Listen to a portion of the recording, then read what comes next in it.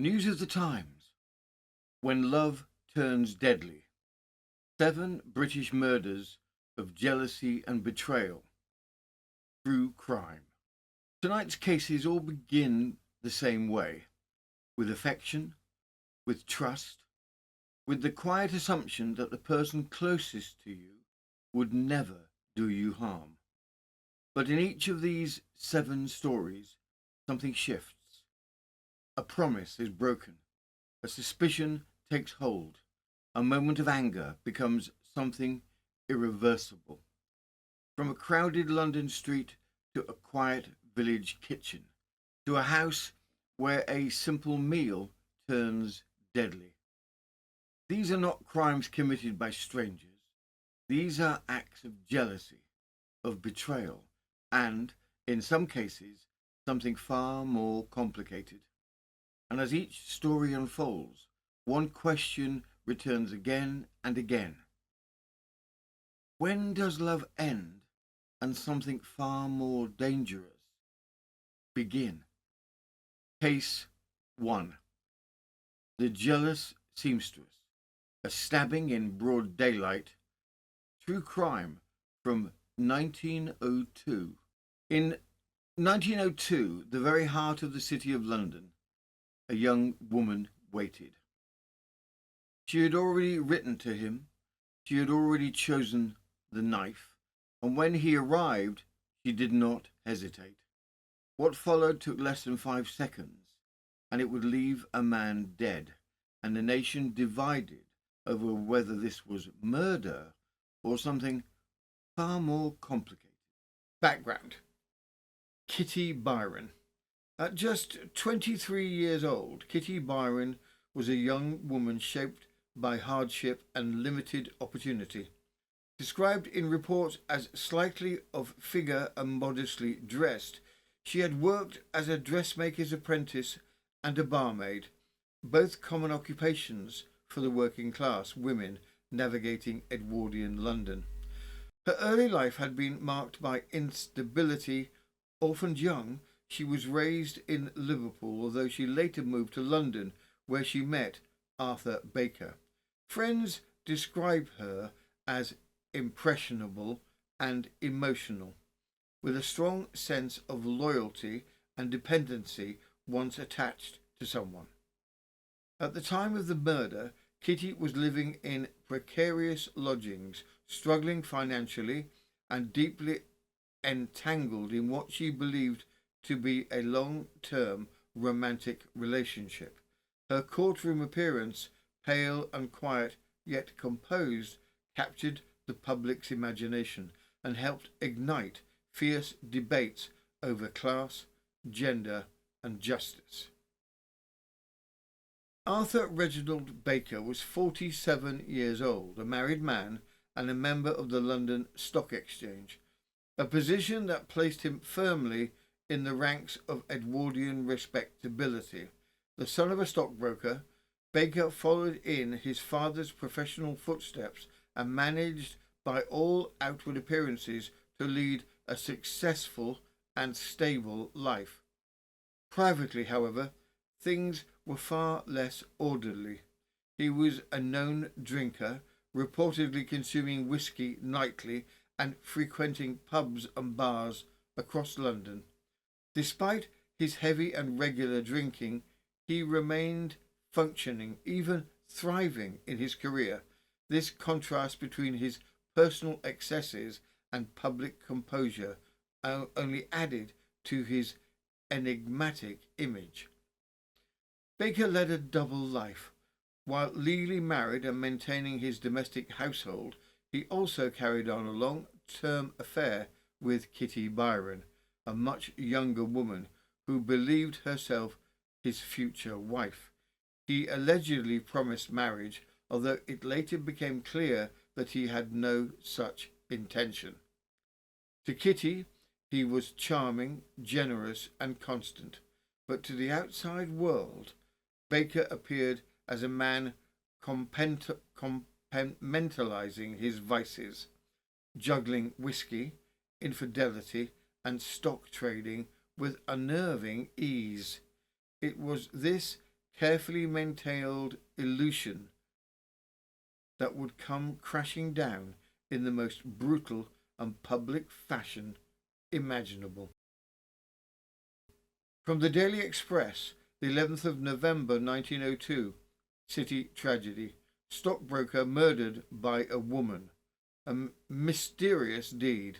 While the city was celebrating the coming of the new Lord Mayor, a man was stabbed to death almost within a stone's throw of the Mansion House in Post Office Court in Lombard Street yesterday afternoon. Few murders have been more dramatic or sensational. A young and attractive woman suddenly drew a knife and plunged it twice into the body of her companion, a well-dressed man of about 40 years of age. It was the busiest time of the day in the city, and Lombard Street was crowded with people. The man died on the way to St. Bartholomew's Hospital, where it was stated that his name was Arthur Reginald Baker, a member of the Stock Exchange. According to a broker who was seen last night, Arthur Reginald Baker had been well known on the Stock Exchange, having been a member since 1891. The tragedy occurred at about 2:20 o'clock in front of the Lombard Street Post Office. The girl, who is known by sight to several post office clerks, called at the office at about 2 o'clock and sent an express letter to Mr. Baker at the Stock Exchange. After dispatching the letter, the woman waited at the counter. She exhibited some emotion and kept both hands in her muff, meanwhile closely scrutinizing every person entering the post office. A long wait. 15 minutes passed. The busy clerks paid no attention to the woman who had stationed herself near the door. Suddenly she stepped forward and greeted a well-dressed man who entered from the doors nearest Lombard Street. He wore tweeds and was a typical city man in appearance. For several minutes the couple engaged in conversation near the counter. Then their voices rose, and the clerks noticed that they were quarrelling.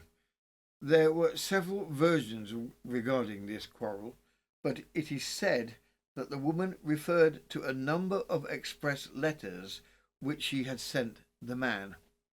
Finally, the man turned towards the street with a gesture imitating that he wished to end the interview.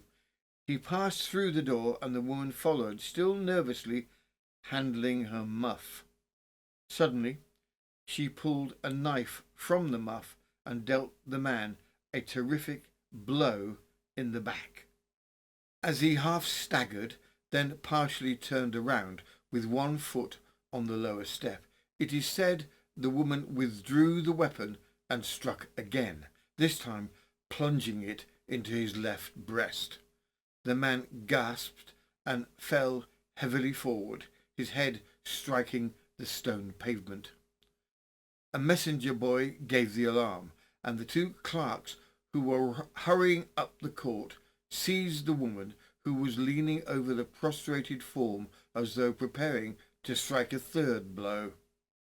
The tragedy took place in less than 5 seconds, so quickly in fact that a clerk emerging from an office at one end of the court thought the man had merely fainted and ran to fetch a glass of water. A crowd soon gathered, choking Post Office Court and Lombard Street, so that it was with difficulty the police could get through to the wounded man. Died on the way. He was taken with all possible speed in an ambulance to St. Bartholomew's Hospital, but when the surgeon examined him, he had been dead for several minutes.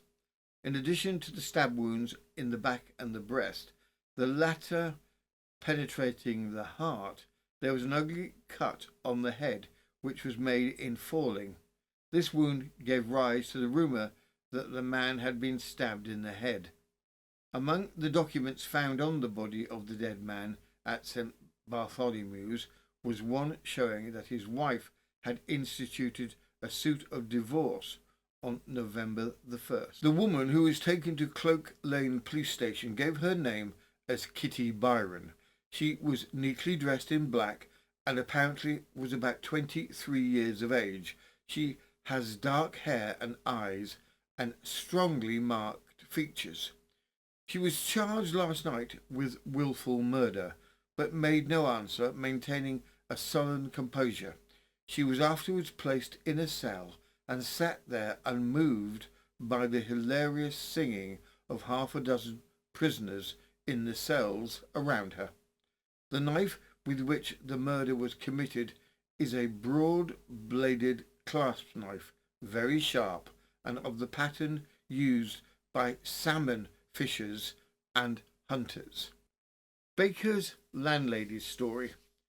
Inquiries made at the house in Duke Street, Great Portland Street, last evening revealed the fact that Mr. Baker had lived there for 8 or 9 weeks past in company with a young woman who is described as being rather good looking. As to whether or not this is the woman who is at present in custody, the landlady was unable to state. In her presence, Mr. Baker had always addressed his companion as Mrs. Baker, and they had lived together as man and wife. The couple shared a bed-sitting room, plainly furnished, on the ground floor of the house. The landlady was quite in ignorance as to Baker's occupation, and she had no knowledge of his relatives. He had never mentioned them to her. Like many other men in the city, he left home early morning and returned in the evening, and his business and his whereabouts during the day were matters of no concern to those with whom he resided. But he was always well furnished with means. Yesterday morning, Baker left the house at about 10 or 10:30 and, as was usual with him, said nothing as to the time at which he might be expected home. About an hour later, Mrs. Baker departed. Nothing more was seen or heard of them until news was brought of Mr. Baker's death. Last evening, Baker's apartments were visited by 2 detectives of the city police force, and his belongings and papers were searched, but it is understood that nothing was discovered there that could give any clue as to Baker's relatives. Miss Byron will be brought before the Lord Mayor at the Mansion House this morning, when, pending the inquest, former evidence will be taken. Kitty Byron's first appearance before the court drew an extraordinary crowd, not of the usual spectators, but of city men, clerks, and stockbrokers, all eager to glimpse the young woman who had brought bloody scandal into the heart of Lombard Street. She appeared pale but composed, a neat figure in a dark skirt and a sailor hat, her youth and delicacy sharply at odds with the violent act she was accused of. As Inspector Fox of the Cloak Lane police station took the stand, Kitty watched him steadily from the dock, seeming both resigned and resolute. What followed silenced any murmurs in the courtroom. Upon arrest, she had said without hesitation, "I killed him willingly, and he deserved it, and the sooner I am killed, the better." But later, in the quiet of her cell, her words changed. "I brought the knife to hit him," she said, "but I didn't know I was killing him." Whether this was remorse, confusion, or something more complex, the court and the nation would soon have to decide. From the Daily Express, the 12th of November, 1902. The City Tragedy. Admissions of a girl charged with murder. The crowd which struggled for admission to the little courtroom was unusual in character as well as size. It was composed largely of city men, including many stockbrokers who were in court to see the dressmaker accused of stabbing Arthur Reginald Baker in Lombard Street on Monday afternoon. As the jailer called Kitty Byron, a slender, dark-eyed girl came timidly up the stairs, shrinking a little when she saw the dense throng about her. Then, looking around the courtroom, she advanced composedly into the dock and leant on the iron railing. The girl was very white, but when the jailer asked her if she felt faint, she shook her head. She gave him a grateful look, however, when he placed a chair for her in the corner of the dock, and after sitting down, she gazed steadily, obvious of the curious spectators, at Inspector Fox, who entered the witness box to relate the story of her arrest. Miss Byron is decidedly prepossessing in appearance. She wore a dark skirt and a jacket with a high linen collar and a sailor hat of white straw. She was very neat, and her features, although somewhat thin, are attractive. She looked younger than her age, which is given on the charge sheet as 23. History of Miss Byron. Miss Byron comes of a highly respectable family. She formerly lived in Pimlico, but on the death of her father, the family moved to Leytonstone, where her widowed mother is living at present with her married son, his wife, and their 3 small children, and a younger sister of the prisoner, aged at about 14. The Byron family occupy a pretty little villa in Napier Road, and are spoken highly of in the neighbourhood. The prisoner was employed as a milliner's assistant early this year at Madame Timmery's Court dressmaking establishment in Old Burlington Street. It was stated last night by a representative of Madame Timony that Miss Byron was forced to leave in June last owing to her apparent inability to keep proper hours. She was described by her former associates at the establishment as being a very pleasant girl, but very reticent about her private affairs.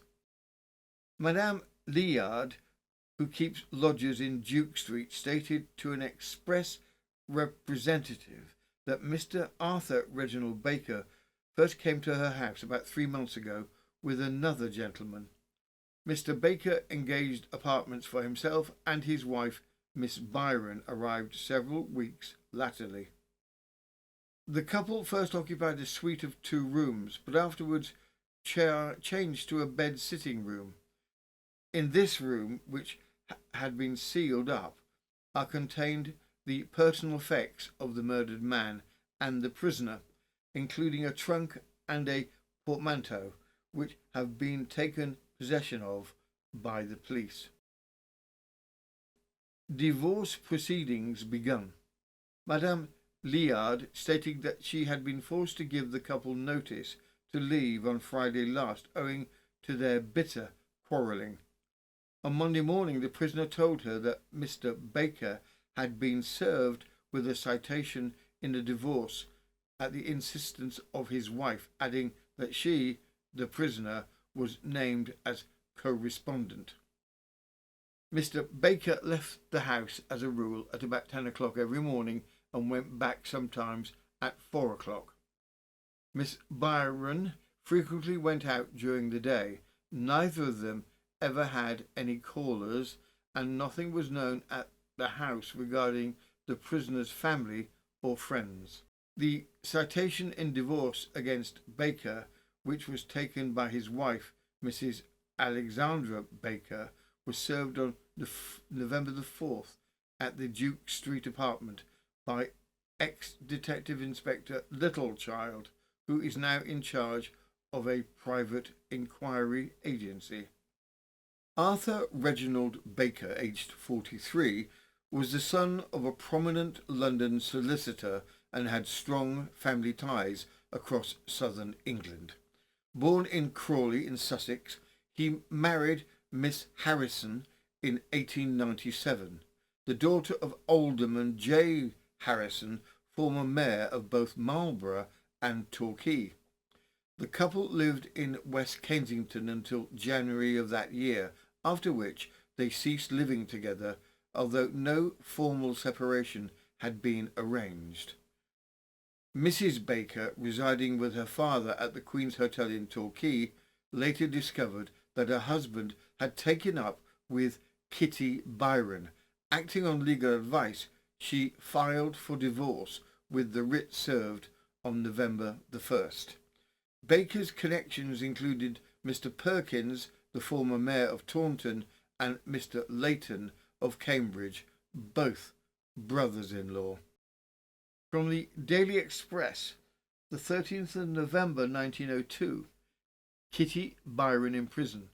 Visits from members of her family.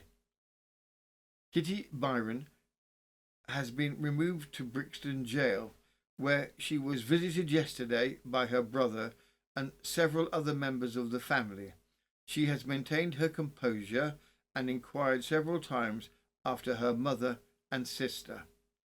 The apartment which the couple shared is a small back room on the ground floor, and when examined by the detectives, it was in a state of great disorder, having been sealed up exactly as Miss Byron left it on Monday afternoon.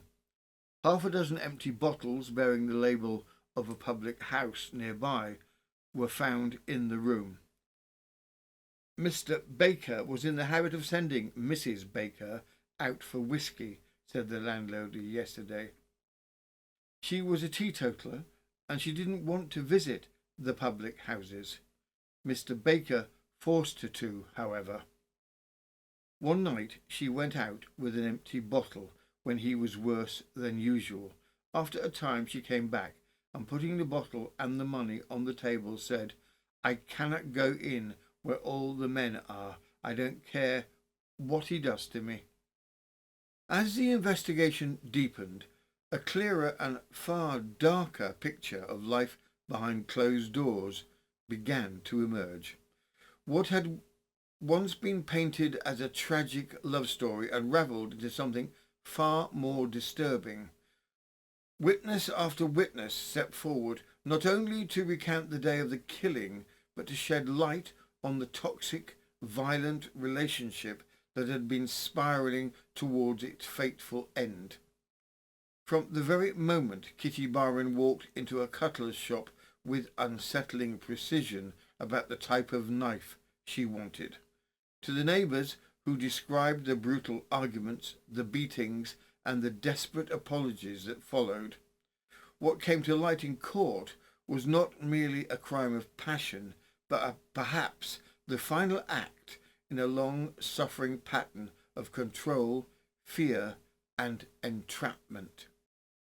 From the Daily Express, the 18th of November 1902, the City Tragedy. Evidence as to the ill usage of Miss Byron. Buying the knife. James Moore, a cutler of Oxford Street, was then called. He stated, "At about 12 o'clock last Monday afternoon," said he, "a young lady came into the store and asked to see a knife. I was about to show her an ordinary pocket knife when she said, 'I want a strong bladed knife or a long bladed knife.' I then showed her the knife. In showing it to her, I had opened the blade, which works with a spring. I then stooped down to get another knife and found her trying to close the blade. I remarked, 'Oh no, you will not be able to close it. It has a lock,' on which she said, 'Oh, I don't know. I have a firm grip.' Suiting the action to the word, she grasped my hand. I said, 'Of course you know best, but it is not a lady's knife. Is it for your own use?' She said, 'Yes.' 'Is it nice and sharp?' Then she added, 'How much?' I told her 6 shillings. 'Haven't you one for 5 shillings?' she asked. I said, 'No, I will charge you 5 shillings and 6pence, and she paid me that in silver." His customer resembled the photograph of Miss Byron produced. Raphael Lilliard of Duke Street was called. His mother, let lodgings to Baker when he came to the house on July the 22nd. Mrs. Baker, Kitty Byron, came 2 days afterwards. Liard declared that Miss Byron was always sober, and he described Baker as a shocking drunkard, and said he sometimes sent his wife, Miss Byron, out for whisky. He had seen Baker drink half a tumbler of whisky neat. Often Mr. Baker gave Miss Byron a good hiding. She told his mother that Baker had tried to strangle her. He often heard Baker say, "Well, I'll kill you," and heard her screaming. Baker left the house at about 9:30 on Monday morning.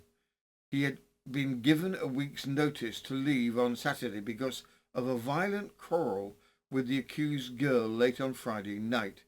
He saw Madame Liard on Monday, warning to ask if he might remain. She loved him.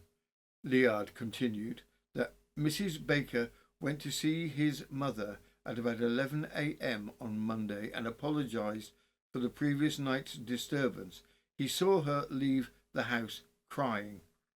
Miss Byron told Madame Lilliard she was not married to Baker, and Madame Lilliard said, "Why don't you leave him?" Miss Byron is alleged to have replied, "I love him very much. I could not get work anywhere because I have no character. Mr. Baker took me from my work." Mr. Humphreys then asked whether Mr. Baker had not made allegations of immoral character against Miss Byron to Mrs. Liard. "Yes," replied Mrs. Liard, and that he would stop on in the room after he had got rid of her. Medical testimony. Dr. Reginald Thompson testified that Arthur Reginald Baker died from a single stab wound to the chest.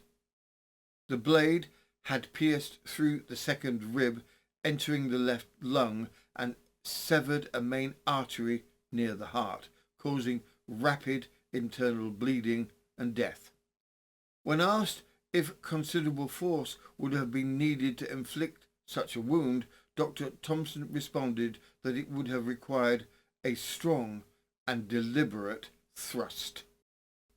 Despite the swirling press attention and a courtroom packed with curious onlookers, Kitty Byron held herself with a poise that surprised many. Pale but composed, she stood at the railing of the dock without hesitation, refusing a chair and calmly meeting the stares of the crowd with flashing eyes and a clenched jaw. Though not conventionally beautiful, her determined expression and quiet defiance left a distinct impression. And it was perhaps that same mix of strength, vulnerability, and a visible strain that lingered in the minds of the coroner's jury. In a surprising twist, they returned a verdict not of murder, but of manslaughter, citing an impulsive act without malice or premeditation. The room was stunned. When pressed for clarity, the jury foreman stood firm. They did not believe she had set out to kill. The fatal act, as they concluded, had been one of the moment, tragic but not cold-blooded.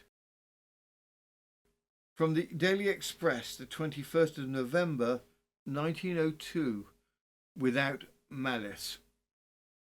Remarkable verdict in the city tragedy. Miss Byron's confession. After listening to the final and most dramatic chapter in the tragedy of Arthur Reginald Baker's death, the coroner's jury yesterday returned a verdict of manslaughter against Kitty Byron, by whom he was stabbed in Post Office Court in Lombard Street on November the 10th. The finding created some surprise. "Do you mean unlawful killing without malice?" asked the coroner. "Yes," replied the foreman, "killing on the impulse of the moment. We do not believe that she went there with the intention of killing him." "Do I understand there was no malice?" repeated Dr. Waldo. Exactly. She did not go there with the intention of killing. We are unanimous. As the investigation unfolded and public speculation swirled, a fuller picture of Kitty Byron's state of mind began to emerge, not from the witness box or the press, but from within the quiet confines of her police cell. It was there, in the hours following the murder, that she reportedly opened up to a wardress, offering a haunting account of the day's events and the emotional unravelling that led to tragedy. While Kitty Byron lay in a cell in Cloak Lane police station a few hours after the tragedy, she is alleged to have recounted to a wardress the incidents of that day leading to the terrible denouement in Post Office Court. I pulled a knife from my muff and plunged it into him, Miss Byron is said to have exclaimed. I think I went completely, absolutely mad, and I remember no more until I came round. The wardress, Ellen Affleck, had gone into Miss Byron's cell at about 9 o'clock that night. Through the kindness of Inspector Fox, the prisoner had been given a comfortable bed instead of the usual rough wooden bench. The wardress sat down on the foot of the bed, and Miss Byron told her story in broken sentences. A moment of madness. As repeated by the wardress yesterday in a hushed and crowded courtroom, it was pitiful enough. Miss Byron had been on affectionate terms with Baker on the morning of the murder, despite the bitter quarrel of the previous Friday night. "Oh, my poor Reggie," Miss Byron exclaimed. "When he gave me a cup of tea in bed this morning, I kissed him, little thinking that it would be the last time I would ever do so." After Baker had left for the Stock Exchange, Isabel Kingset, the housemaid, told Miss Byron that Baker had arranged to discard her. "Will he?" replied Miss Byron. "I will kill him before the day is out." She arose, dressed herself, and saw Madame Liard, to whom she apologised for the disturbance made during Friday night's quarrel. Then she went out, half wild with grief, drank some brandy, bought a knife and drank some more brandy, and upon summoning Baker to the Lombard Street office, they quarrelled unexpectedly about twopence. She pressed him for the money. He became angry and exclaimed, "I have not got it." And with that, continued Miss Byron to the wardress, I pulled the knife out and I plunged it into him. The full misery of Kitty Byron's life in Duke Street came to light through the testimony of Madame Adrienne Liard, the kindly grey-haired landlady who had offered the young woman both lodging and sympathy. Kitty had quietly confided that she was not in fact married to Mr. Baker, a man whose drinking and violent temper had become increasingly difficult to conceal. On the Friday before the murder, a fierce row erupted. Madame Liard entered their disorderly room to find torn bedding strewn across the floor and a shredded hat. Baker, drunk and unsteady, handing over a worthless cheque for the rent. Kitty, although sober, attempted to brush it off with a strained smile. "Oh, we've just been playing milliner." But later that night the argument resumed with such fury that Kitty fled, half-dressed, into the hallway, visibly trembling. Still, she insisted, nothing is the matter. The next morning, Baker was given notice. He claimed she had been drunk. At that, Kitty finally dropped the pretense. "You've been drunk all day," she said. Baker's response was chillingly flippant. "Put it all on my shoulders. They are broad, discarded. When Baker pleaded with Madame Liard to be allowed to stay, she said she would not have him for £10 a week. Baker then said, "She, Miss Byron, is not my wife. She is no class. She will go tomorrow." When Miss Byron came a short time afterwards to Madame Liard's to apologise for the disturbance, she admitted to Madame Liard that Mr. Baker had told her that she would have to go next day. She knew this meant she would have to go alone. Isabel Kingset, the housemaid, said Miss Byron came downstairs after Madame Liard.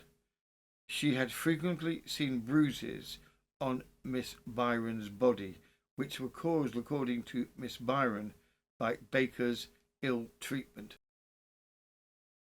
The verdict of the coroner's jury it should be pointed out, will not necessarily have any bearing either on the magisterial committal of the accused or on her trial, although it will, of course, be presented to the grand jury together with the committal. In the event of the magistrate committing Miss Byron on the murder charge, the grand jury may return a true bill either upon the charge of murder or upon the less serious one of manslaughter, and it will then be for the ordinary jury to decide which, if either, of the charge is proved. Last night the accused woman was informed of the verdict the coroner's jury had returned, but either she was too ill or did not understand the difference between murder and manslaughter, for she made no reply except her oft-repeated observation, "Oh, my poor Reggie." As expected, the coroner's jury finding of manslaughter held no legal weight. At the Old Bailey, the recorder made clear that their verdict was not binding, and that the law presumes all homicide to be murder unless proven otherwise. A true bill for murder was duly returned, and Kitty Byron would now stand trial accordingly. And so, with the inquest behind her and a full charge of murder now confirmed, Kitty Byron was brought before the court for trial. Pale, visibly weakened and trembling, she could barely whisper her plea, but as the grim details of the case unfolded before a hushed courtroom, the emotional weight of the proceedings became impossible to ignore, not only for the accused, but for the jury themselves. From the Daily Express, the 18th of December 1902, Emma Byron's doom. Touching close of the City murder trial. Jury asks for mercy. The girl looked thin and ill. She trembled violently as the indictment was read and seemed about to collapse, but managed to respond, "Not guilty," in a faint voice, and then sank gratefully into a proffered chair. Throughout the trial, her emotion was constantly apparent. For a few moments she would seemingly follow the evidence, wrinkling her brow as though trying to fix her mind onto the subject. Then her gaze would wander over the courtroom while her head constantly swayed from side to side. The slightest allusion by the witness, counsel or judge to the murdered man or his wounds brought her attention back, and while two surgeons described his injuries, she wept bitterly. Powerful speech for the defence. Mr. Dickens made a powerful speech in his client's behalf, and her agitation was not greater even when the verdict was announced than when he described her great love for the man she had killed. She buried her face in her hands as he laid stress on her sticking to him, although she was beaten, half strangled, and treated brutally. There was not a single word of ill uttered against him. She bought the knife, declared Dickens, not to kill him with, but to try to win him back by making a show of committing suicide, or even by committing suicide before him.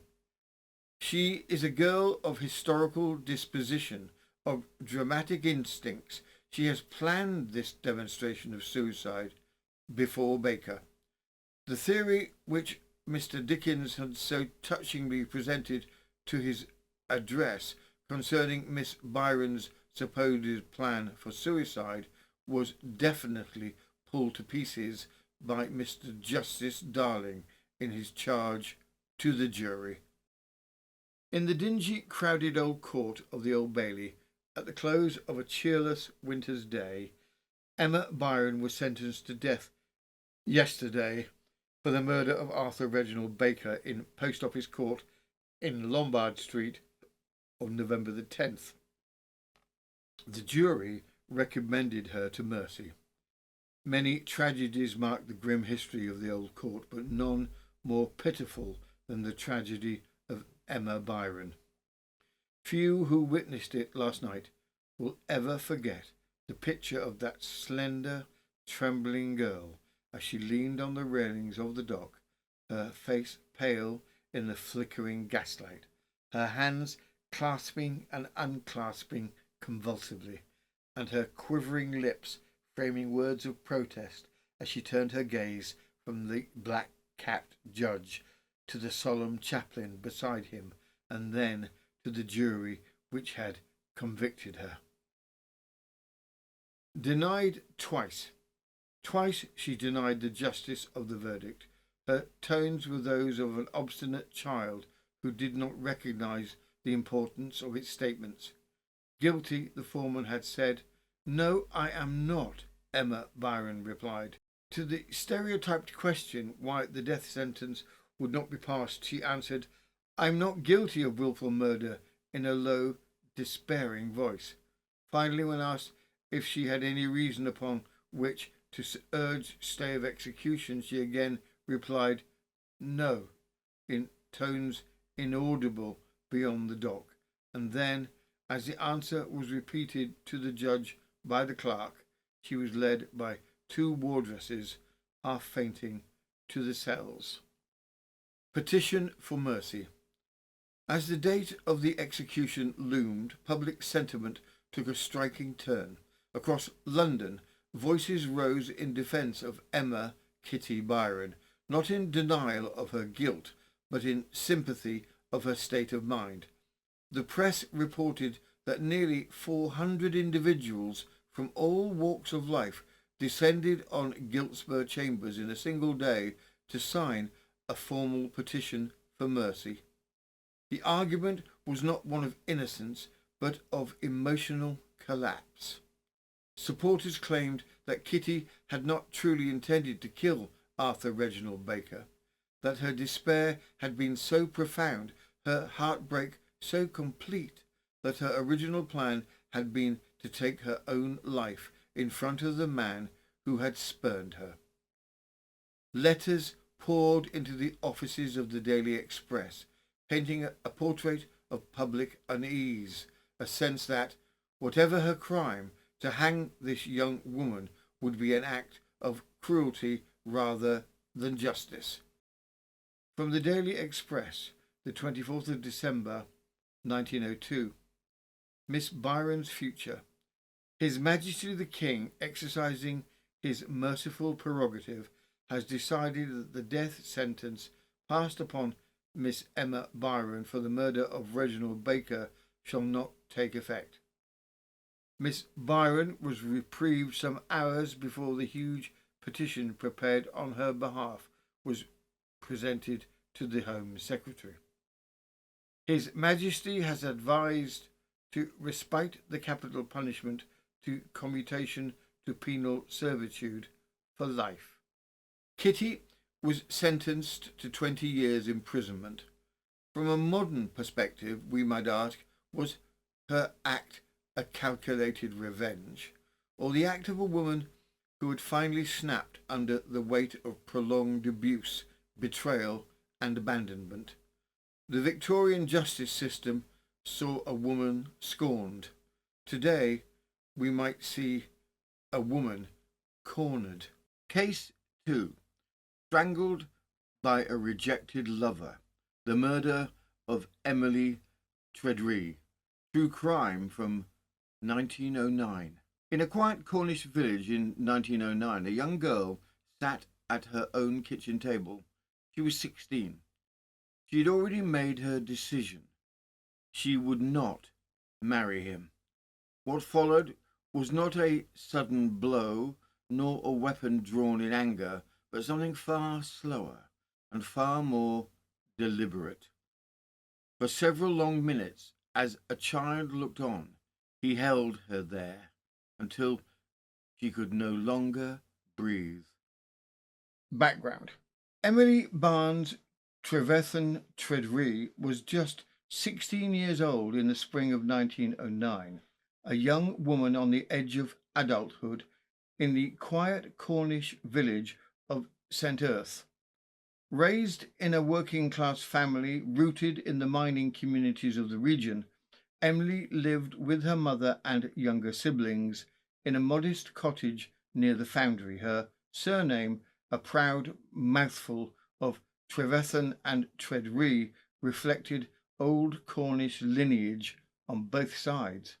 By all accounts, Emily was cheerful and dutiful, described locally as a well-conducted girl.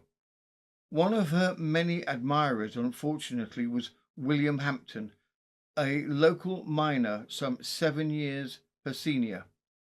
He had taken an interest in Emily the year before when she was 15, and it was said that they were engaged. However, Emily's affections cooled towards William, creating an awkward situation as William was a lodger in her mother's house where she lived. William Hampton was a 24-year-old miner who had spent time working in America before returning to Cornwall. Upon his return, he worked in Camborne and lodged with the Treadree family at St. Earth, the quiet Cornish village near Penzance. Hampton lived in the same house as Emily Treadree and her family, and he was reportedly been courting Emily, and the two were at one point engaged with her mother's blessing. However, Emily appeared to have grown increasingly cold and distant toward him in the weeks leading up to her death. By March 1909, Emily had grown uncomfortable with Hampton's attention and had made it clear she no longer wished to continue the relationship. She had reportedly told a friend she hated him, a statement that may have stemmed from uncomfortable rumors swirling around the household. Interestingly, she purportedly did not share these same feelings with her mother. Hampton, however, would not accept this. In the days leading up to the murder, he became increasingly withdrawn and unsettled. He continued to press Emily for a meeting. He tried to get her to talk. According to testimony, he had become obsessed, brooding over her rejection in silence. Unconfirmed rumor. But beneath the surface of this already harrowing tragedy, there lingered a rumor, vague, persistent, and never officially confirmed, that added an unsettling new layer to the case. William Hampton was not simply a lodger in the Treadree home. He was said to be on particularly warm terms with Mrs. Treadree, Emily's mother. The two were often seen in easy conversation. He was described by neighbours as trusted and familiar within the household, sharing in daily routines and family life. And yet, as the murder trial unfolded, whispers began to circulate. With Mr. Treadree working in Johannesburg since February 1908, gone from the family home for over a year, some claimed the bond between Hampton and Mrs. Treadree had grown closer than merely friendliness. It was suggested quietly and without any hard evidence that the relationship may have crossed a line, that the young man in the spare room was not just courting Emily, but enjoying the deeper confidence of her mother. No such allegations were made in court. Nothing was proven, and yet one detail gave the rumour its staying power. Not long before her murder, Emily reportedly told a friend she hated Hampton. A sudden intense shift from the quiet girl's usual reserve. What had prompted such a strong feeling? Did Emily hear the gossip? Did she fear she had been drawn into a household entanglement she hadn't fully understood? Or had she simply seen another side of Hampton, a side her mother had not? We cannot know, but in a story already shadowed by obsession, rejection, and violence, the possibility of betrayal within her own home lends the case a final tragic sting. And with so many cases we cover, the horror of what happened in that quiet Cornish village began not with a dramatic revelation, but with the sudden jarring shift from everyday normality into unimaginable tragedy. What unfolded that evening would leave a family shattered, a community stunned, and the local police scrambling to piece together the motive behind a senseless killing. The first reports in the press captured both the shock and the urgency of the unfolding investigation and the disturbing details witnessed by a child. From the Evening Express, the 4th of May 1909, girl strangled, minor's alleged crime. Another tragedy is engaging the attention of the Cornish police. A girl aged 16 named Emily Treadree at St. Earth, a village a few miles east of Penzance, having been strangled. A young man who is detained by the police has, it is reported, confessed that he killed the girl. His name is given as William Hampton, aged 24, a minor who has worked in America and latterly at Cambourne. The man Hampton has been lodging with the girl's mother and had been paying attentions none too welcome, it is stated, to the girl. On Sunday night, Emily returned home at about 10 o'clock, and Mrs. Treadree left the couple together while she visited Hampton's grandmother.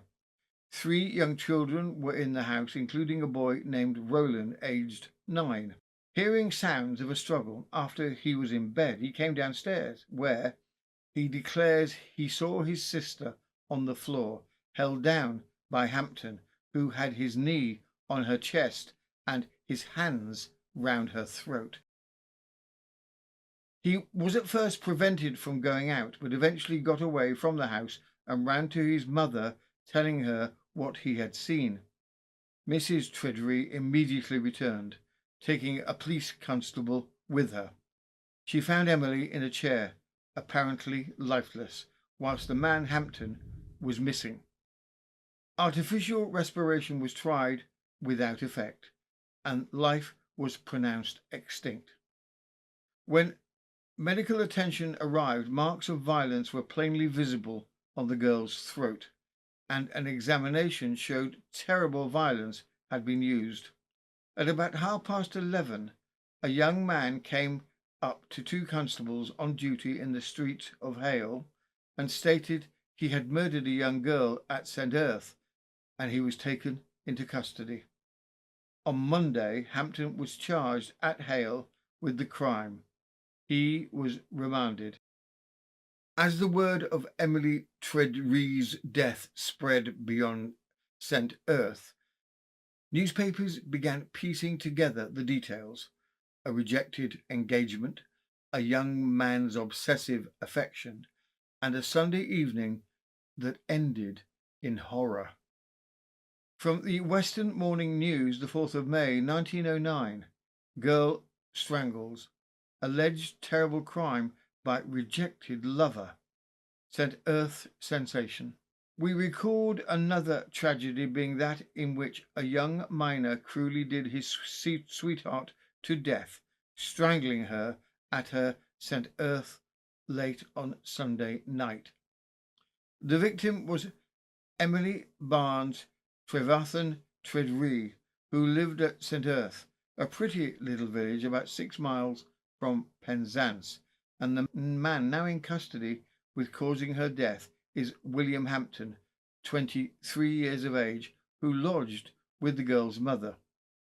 The young couple had been engaged to be married for over a year, and the man evidently had a very deep affection for the girl, but the latter's affection for Hampton underwent a change recently to such an extent as to make her to break off the relations existing between them. They were in the house together on Sunday night, and during the absence of Mrs. Tredree they had a conversation, in the course of which, it is stated, the girl told him she intended to have no more to do with him. This apparently exasperated the young man, so that he rushed at her and, getting her on the floor, pressed his hands on her throat until life departed. Then he hurriedly left the house and later gave himself up to the police at Hale. The principal characters. The principal characters in the sad tragedy resided in a small cottage at the end of a block of houses known as Vicarage Row, at the eastern end of the village. Apart from the alleged murderer and the victim, there were living in the house Mrs. Grace Tredree, mother of Emily, and 3 other children: William Roland Tredree, aged 9 years, a girl aged 5 years, and a baby at about 12 months old. Mr. Tredree, deceased's father, is a miner who is working in Johannesburg. He is known as a hard-working and industrious man. His elder daughter was a bright, cheerful, and pleasant girl, and her disposition can well be understood from the fact recorded by one of the neighbours that she seemed to be always singing. Hampton had been abroad mining in America and returned to his native place, St. Earth, in November 1907. He did not live with his father or his grandparent, but resided in this place. But for 12 months he had lodged with Mrs. Tredree. Last week he went to work at Duluth mine. He had been engaged to Emily Tredree for about 15 months, and this engagement lasted until Saturday night, when it is asserted it was broken off by the girl. She ceased to care for him and actually went so far as to say she hated him, this remark being made a few days ago to a girlfriend, together with the statement that she was afraid of him and was afraid that he would kill her. The mother, however, appears to have favoured the suit and encouraged it. Be that as it may, the connection between the couple had a very tragic ending. Rejected addresses. At about 10 o'clock on Sunday night, Mrs. Tredree was called out to go to the house of Hampton's grandmother to attend to the old lady, who suffered from a bad leg, and she left her daughter and the young man in the kitchen together. The boy Willie and the 5-year-old girl were in bed, but the baby, who started to cry as the mother was about to leave the house, had been brought downstairs and entrusted to the care of its eldest sister, in whose arms the baby was when Mrs. Tredree went out. Apparently, the couple had an unpleasant conversation. According to a statement made by the man subsequently, the girl told him she would have nothing more to do with him, and this made him mad, and he rushed at her, with the result recorded above. At all events, little 9-year-old Willie was a witness of the murderous act of his sister's lover. He was awakened by noises in the kitchen, and he got out of bed, partially dressed himself, and went down the stairs. From there he saw Hampton with his sister on the floor. The man had his knee on her body, keeping her down, and was pressing his thumbs on her throat, choking her. Naturally, the little fellow was alarmed, and his first instinct was to go for his mother. He endeavoured to leave the house with this object in view, but Hampton would not allow him, telling him that he was going out presently and he could go then. But the little fellow made the excuse that he desired to go into the garden, whereupon Hampton allowed him to leave the house. Before he went, however, Willie saw the man lift his sister from the ground and try to stand her in a corner of the room. He was not successful, as she was apparently lifeless, and then he placed her in a chair, her head falling on one side. When the boy got out of the house, he made all speed towards the house where his mother was attending to the sick relative of the man.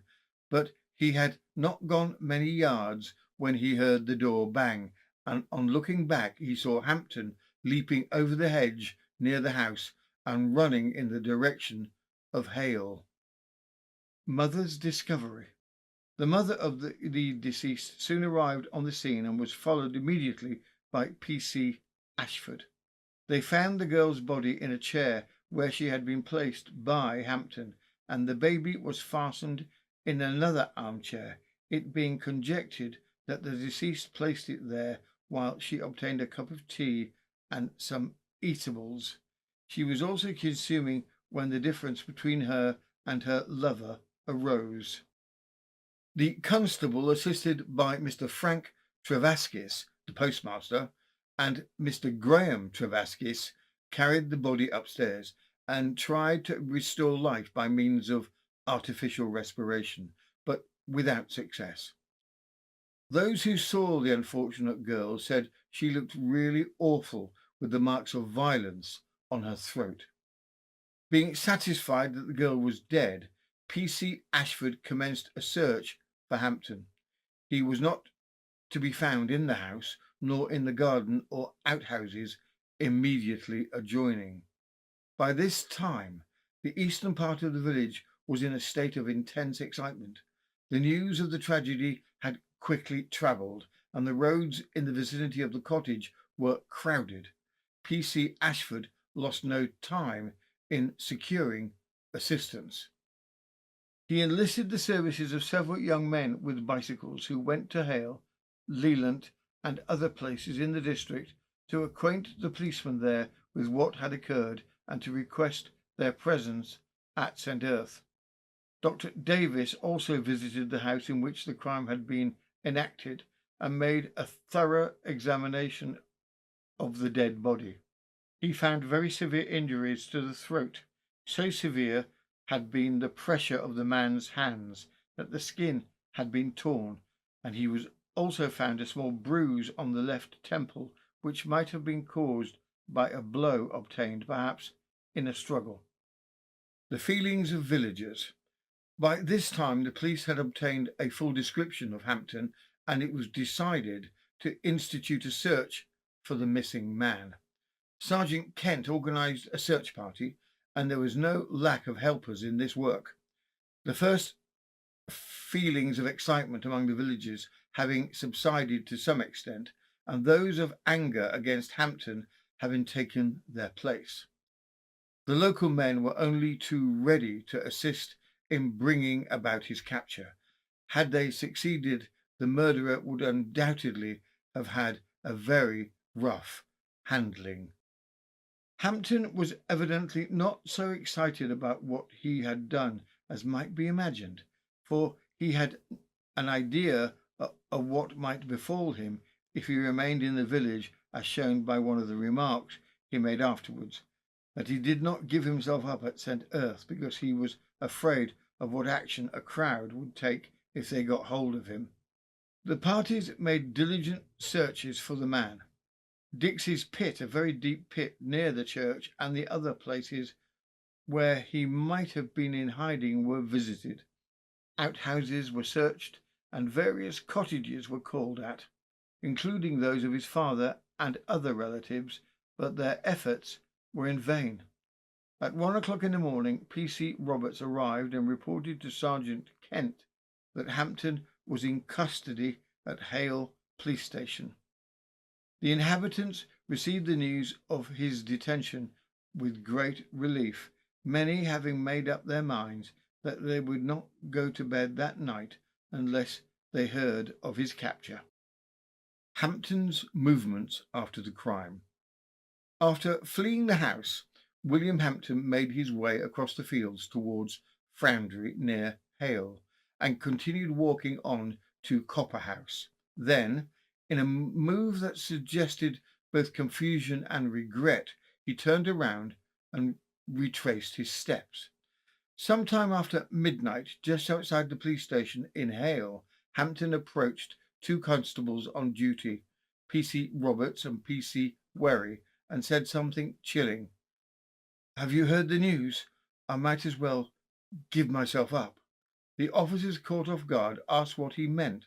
Hampton replied, "I think I've killed a maid at St. Earth." Asked how he had done it, he answered, "I choked her." "With what?" "With my hands."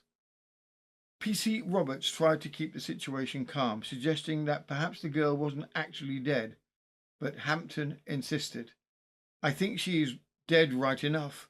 I picked her up and she couldn't stand. I put her in a chair and her head fell over. Meat came out of her mouth and her lips were black."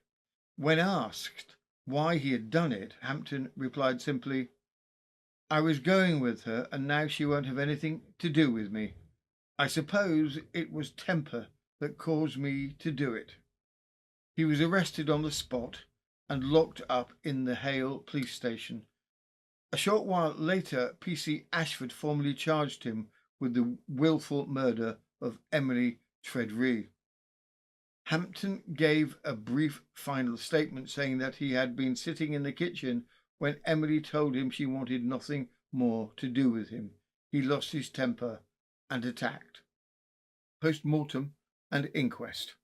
Yesterday afternoon, Doctors Mudge and Davis, who were accompanied by P.C. Ashford, were engaged for 2 or 3 hours on a post-mortem examination of the deceased girl. This taking place in the bedroom in which the body was placed after its removal from the kitchen on the previous evening. Mrs. Treadree naturally is very much affected by the terrible deed, and yesterday was in a serious state of health in consequence. The accused before the magistrate. Yesterday afternoon, William Hampton, the accused man, was brought before Mr. T.R. Hopkin at Hale Police Station and charged with the wilful murder of Emily Barnes Trevethan Treadree at St. Earth the previous evening. The proceedings were purely formal, the only persons present being the accused, the magistrate, and Superintendent Barnfield and P.C. Kent. Hampton is about 5'7" of height, medium build, and clean shaven. His dark hair was parted in the middle, and a long fringe of hair was trained down over his forehead. His complexion was somewhat pale, but apart from this, there were no signs that he felt his position very acutely. With William Hampton now in custody and a full confession in hand, the legal process moved swiftly. The inquest into the death of Emily Treadree opened just days later, bringing the first formal examination of the evidence and the devastating witness account from Emily's own younger brother. From the Western Morning News, the 5th of May, 1909, the St. Earth tragedy. Terrible revenge of a rejected lover. Hampton's statement to the police. The inquest on Emily Barnes Trevethan Treadree, aged 16, at St. Earth yesterday, aroused a great deal of interest in the little village where both the deceased and the young man accused of the deed were well known. The inquiry was conducted by Mr. Edward Bose in the Wesleyan School, and as many villagers as the accommodation would permit were allowed to attend. The accused, William Hampton, aged 23, a minor, attired in black, was present in charge of Police Sergeant Kent, having been brought over from Hale's police station. The mother's story. Grace Emily Treadree, wife of John Treadree, gold miner, working in Johannesburg, said she lived in Vicarage Row with her children. The eldest was the deceased, and the other children were of the ages of 9, 6, and 13 months. In the past 12 months, Hampton had lived at her house. Her elder daughter became engaged to Hampton just before Christmas. Either on Friday or Saturday, she heard her daughter say she was not going with him any more. She, witness, had been looking after Mrs. Mary Hampton of Church St. Earth, grandmother of the accused, and she went there on Sunday or two after 3 occasions. She was home in the evening at about 8 o'clock until 10 o'clock, when she left home again to go to Mrs. Hampton's, leaving in the house her daughter, the deceased, and Hampton together in the kitchen with the 13-month-old baby. The other 2 children were upstairs in bed. The little boy was not asleep. She had only been at Mrs. Hampton's house about 10 or 15 minutes when the boy came to her. She left at once to go home, and on her way met P.C. Ashford. Upon entering the kitchen, Mrs. Treadree saw her eldest daughter slumped lifeless in a chair, her arms hanging loosely, her head tilted back against the chair's frame, and she rushed forward and spoke to her, but she received no reply. Cradling Emily's head in her arms, she and the constable worked quickly, cutting open the blouse at the neck in an attempt to revive her, but it was already too late. During the inquest, the coroner asked Mrs. Treadree about the nature of Emily's relationship with William Hampton. The coroner: was there any talk of an engagement with your consent? Yes. Coroner: but your daughter was rather young, wasn't she? Yes, but I was engaged myself at that age. When asked whether she had ever seen the pair quarrel, Mrs. Treadree replied, only a little difference, but no real quarrel. Coroner: what do you mean by a little difference? Oh, just a word or two now and then. She would get vexed if he swore. She added that her husband had been working abroad in Africa since September of 1907. What the brother saw. William Rowland Treadree, aged 9, an intelligent lad, said he was the brother of the deceased. While in bed on Sunday evening, he heard a noise and got out and looked down over the stairs. In the kitchen, he saw his sister lying on the floor. Hampton was kneeling with one knee on her stomach, and his 2 thumbs were pressed into her throat. Continuing, he said the noise he heard was of a rattling nature. Whilst looking, he saw Hampton release his hold upon his sister's throat, but remained with his knee upon her. She then tried to breathe, but did not say anything. Hampton saw she began to breathe. He renewed the pressure of his thumbs on the throat. Witness called out to Hampton, get back, but he didn't move. Then he, the lad, went back to the bedroom, dressed, and went down into the kitchen. Hampton was still kneeling on his sister. He then got up and dragged her from behind the door of the entrance to the kitchen. He, the witness, asked him what was the matter with Emily, and Hampton said, she's only sick. When he told him he wanted to go out, Hampton told him to wait. Then he placed the deceased on a chair close to the door. Witness was about to open the door when Hampton pushed him back and shut the door, and again removed the body, and she had tumbled off the chair. He caught her as she was falling, then pulled from beneath the table a wicker chair into which he put her. As he was doing that, Witness opened the door and ran down to Mrs. Hampton and told his mother. After he was in the road, he heard a door shut, and upon looking round, he saw a person come from the direction of his mother's house, cross the road, and get over the hedge in the direction of Hale. Hampton's surrender. P.C. Ashford of St. Earth said on Sunday at about 10:20 when in the village he heard a woman screaming. He saw Mrs. Tredree and a little boy coming towards him. At her request, he went with them to Mrs. Tredree's house and into the kitchen. There he saw the baby tied in a chair, and on a wicker chair was the deceased. She had on all her clothes except a hat. She was in a sitting posture with her head hanging over. The face was discoloured. The mouth, which had foamed, was partly opened, and there was a dark mark about an inch long and half an inch wide on her throat, and a slight abrasion and little blood.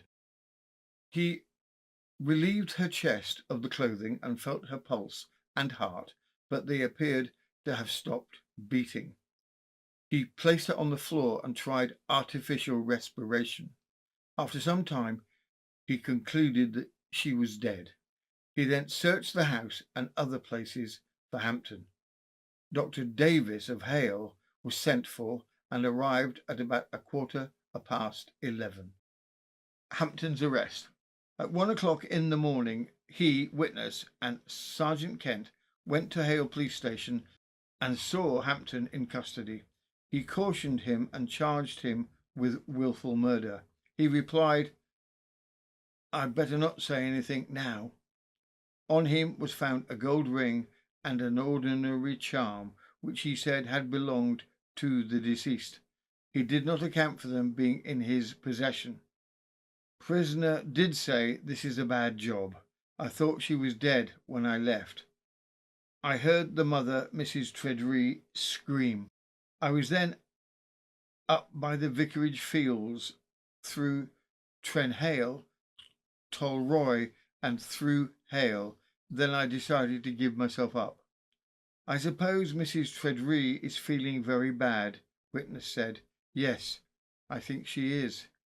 Hampton added, "Emily was quite dead when I left. She didn't scream when I held her down. I was hold of her too tightly for that." The accused's confession. P.C. Werry of Copperhouse said he was on duty with P.C. Roberts near the Hale police station at about 11:30 on Sunday night, when a man came to them and said, "Have you heard of a girl being choked at St. Earth tonight?" They replied, "No."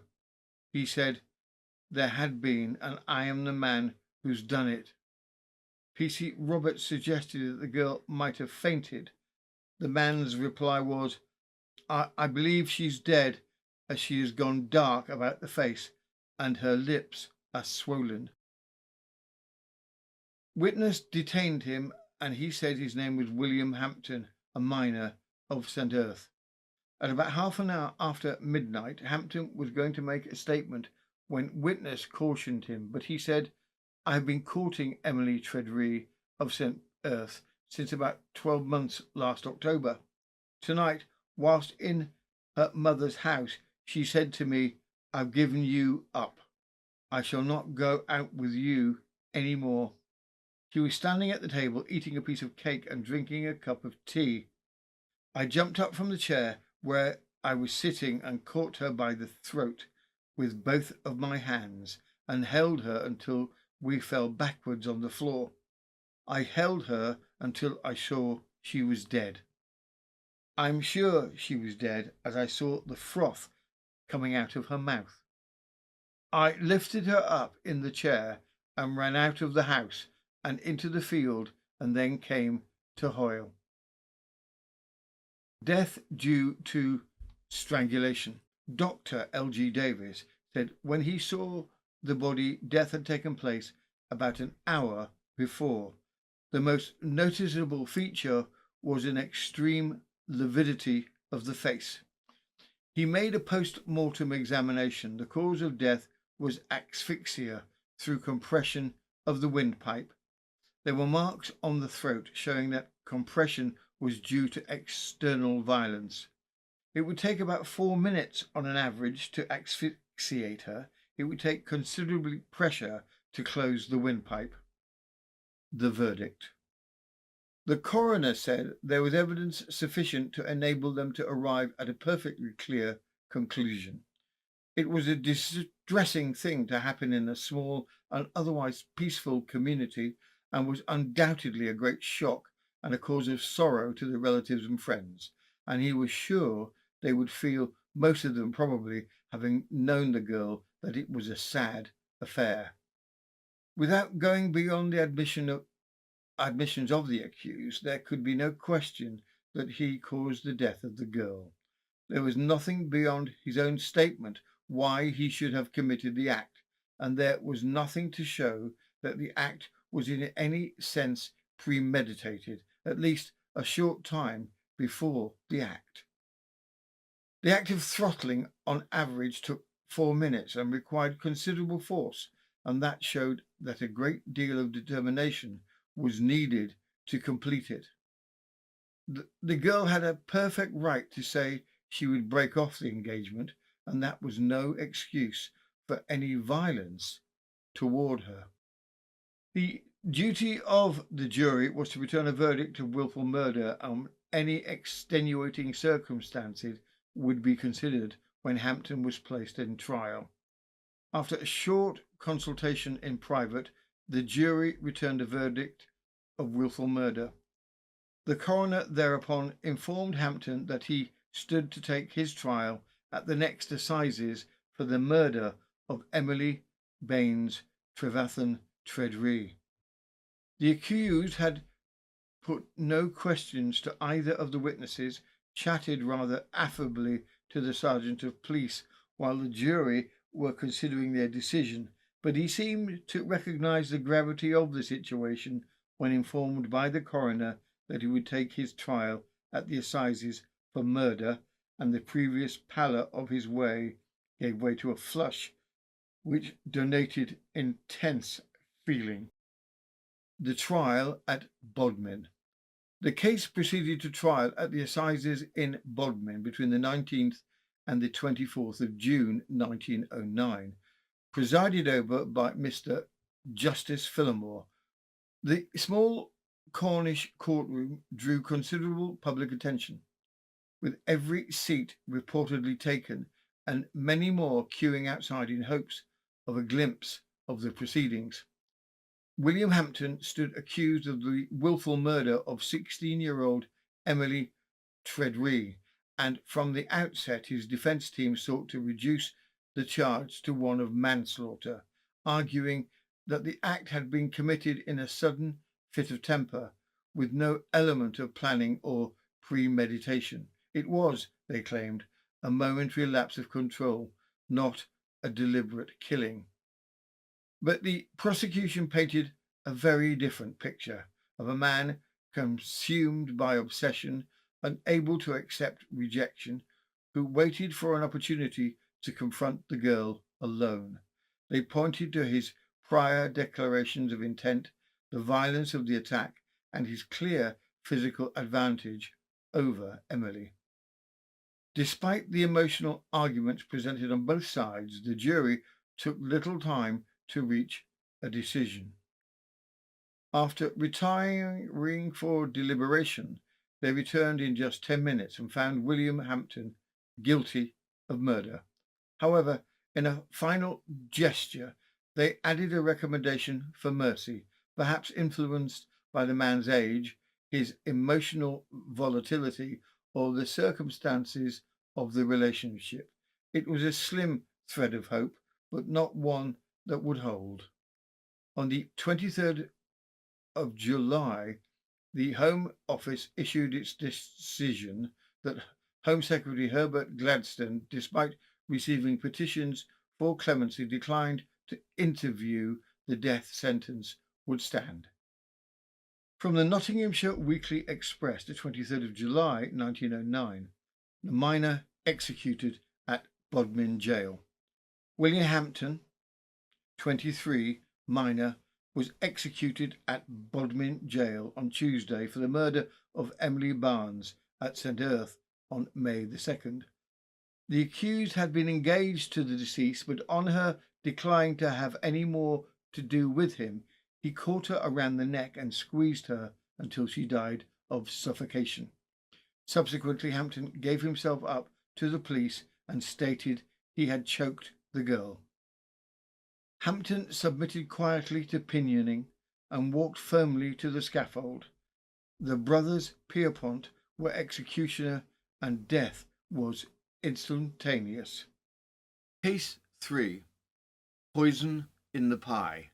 Suspicious death of Emma Howell. True crime from 1882. In 1882, in a quiet house in Cambridge, a woman baked 2 pies, one for her husband and one for herself.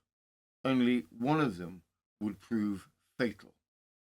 Within hours, Emma Howell would be dead, in agony, her body locked in violent spasms. The doctors were certain it was poison. The question was how it had found its way into her food and whether it had been placed there deliberately. Background.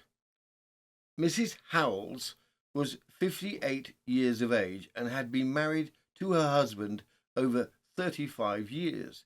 It was not a happy marriage. Her brother reported that he had heard complaints from her the whole of their marriage, but she would do nothing about it, as she stated it was her duty to honour her marriage vows. The couple had one son, Willie. He had recently married. There were reports that she had been unhappy about his marriage, specifically that she had not approved of his choice of wife. But it would also appear that she was afraid to be left alone in the house with her husband. Mr. Howells. We have few details regarding Mr. Howells. He was a superintendent of the Whittington Insurance Company, and he had an unhappy relationship both with his wife and his son. Vicious letters were produced that he had sent his son, including one that suggested that his son should poison himself. The crime. Mrs. Emma Howell, coming home from a trip to the bank at her husband's request, finds herself terribly unwell. She had earlier made 2 pies, a currant pie for her husband and a plum pie for herself, as her husband did not like plum pie. It is shortly after having had some of the leftover plum pie that had been left out that she begins to feel unwell. Soon afterwards, she dies in terrible agony. From the Dundee Courier, 15th of August, 1882. Suspicious death of a woman. An inquest was held at Cambridge on Friday. The body of Mrs. Emma Howell, wife of an insurance agent, who died on Thursday under suspicious circumstances. Medical testimony showed that the death had resulted from poisoning by strychnine, and analysis of the contents of the stomach is to be made. The inquest takes place the following day. The attending physician testifies that he is quite certain the death was a result of poisoning by strychnine based on the symptoms. The dish and plate that had held the plum pie is looked for, but they have been placed in a sink filled with soapy water.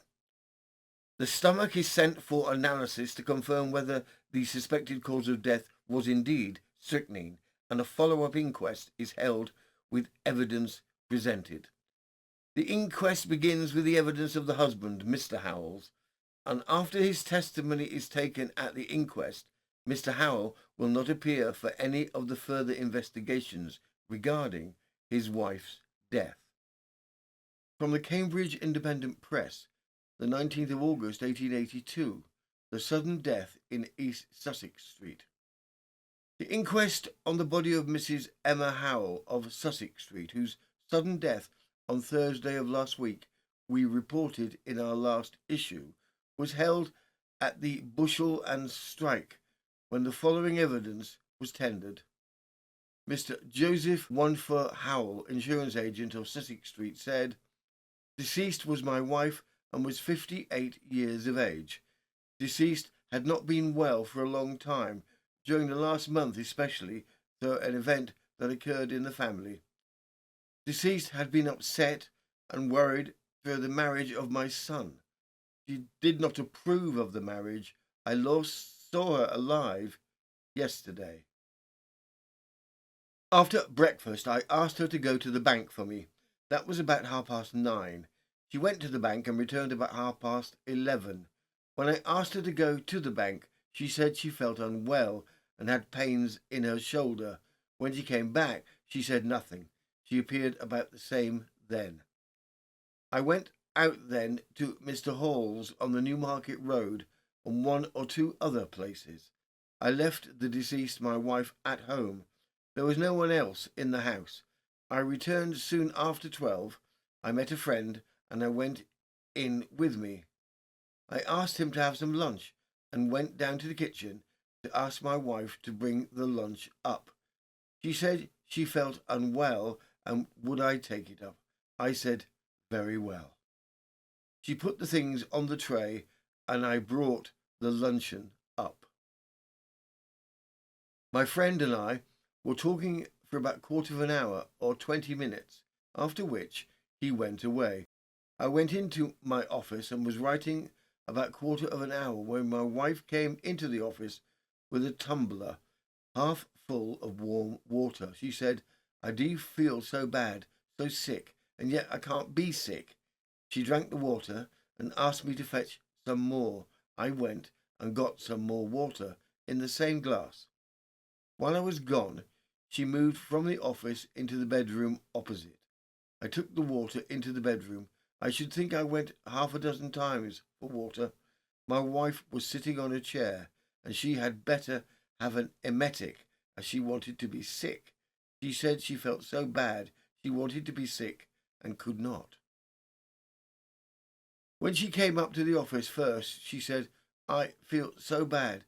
I have been having some plum pie, and it doesn't seem to agree with me.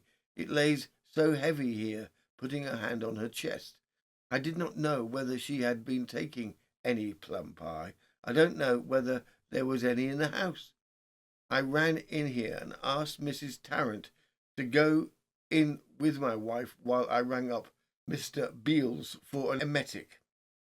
I told Mr. Beale that my wife was very ill and had sent me an emetic. When I got home, I put the emetic in a tumbler with some cold water and gave it to her. She drank the whole of it. She asked me to undo her things and put her on the bed. I did so, and then I rang off for the doctor. I got up as far as Christ College, where I met an empty cab, into which I jumped, and told the cabman to drive as fast as possible to Mr. Roper's. Mr. Roper was at home, and he went back with me. My wife was still on the bed and remained there very ill. I went for Dr. Adams and Mr. Hills and some ether. My wife died shortly after 2 o'clock.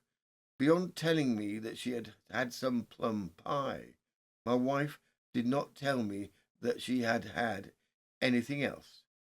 My wife and I were living in the house alone. The next evidence comes from Mr. Roper, who was with her when Mrs. Howell passed.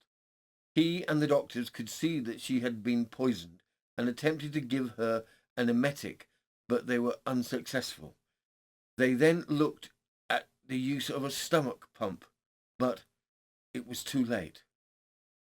Mr. William Roper said, I was called yesterday between 1 and 1:30. I went and found the deceased in a state of great anxiety, stating that she was dying and going to heaven. She was sensible. She also said, fetch Willie. I wish to see him before I die. Willie is her son. She also said, let my sister have my clothes. I inquired what she had taken, and she informed me that she had eaten the remains of the plum pie made on Saturday, and that it tasted bitter and made her feel ill.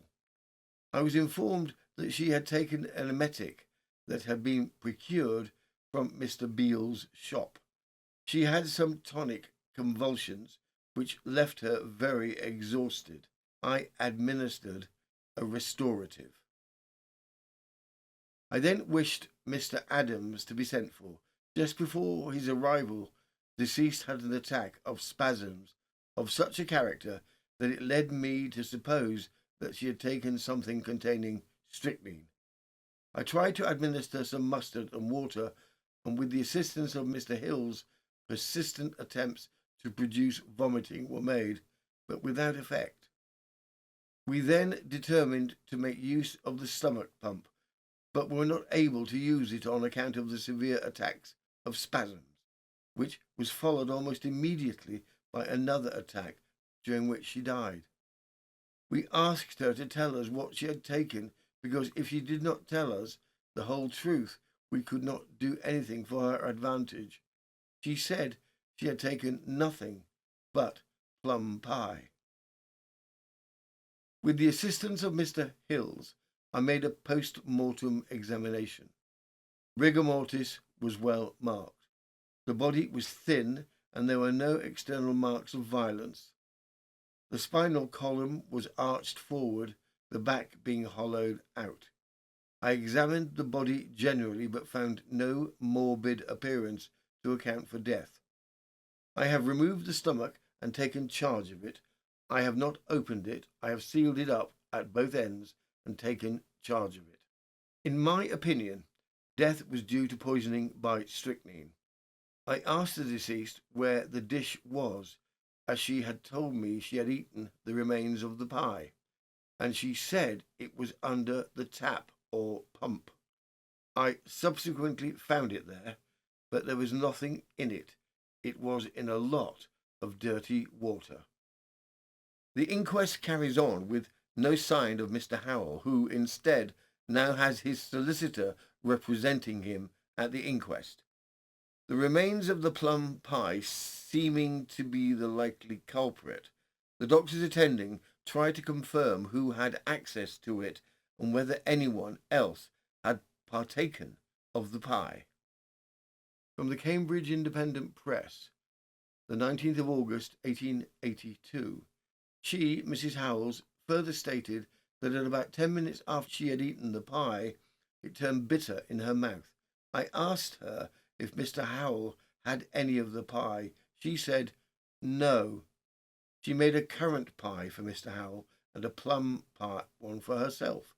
She told me Mr. Howell did not eat plum pie. I stayed until Mr. Roper came. I have never heard any words between the deceased and her husband. I have heard they did not live on good terms. The results of the testing come back, and strychnine is in the stomach is confirmed. From here, evidence is brought forward that take a much more ominous turn. The news of Mrs. Howell's suspicious death has made the local newspapers. A decorator testified that he saw a man run across the road and go behind a bin and empty a bottle of contents and then smash the bottle. He recognized the man as a local, but does not know the man's name. Curious, the painter goes to the site of the tipped liquid and broken glass and collects some of the fragments and crystals, which he then hands to the police. The police hand it in for analysis, where it is found to contain oxalic acid, a different type of poison than the strychnine that Mrs. Howell most certainly died from. From the Cambridge Independent Press, the 19th of August, 1882, George Albert Carter, paperhanger and painter from Swan's Court, King Street, said, "On Thursday I was coming down Hobson Street towards St. Andrew's Street, about 20 minutes to 2 in the afternoon. I was against Hobson Street Chapel when I saw a man run across the road to St. Andrew's Street. I have previously seen the man standing at the corner of Sussex Street. He crossed the road in front of me in a slanting direction. He kept straight on for a little distance and then crossed the road again opposite Mr. Nichols's house.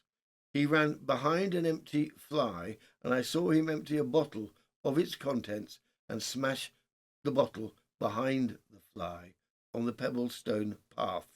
I know the man very well by sight. He was dressed in a grey suit of clothes. I did not know then what his name was. I should know the man if I saw him. I cannot see him in the room.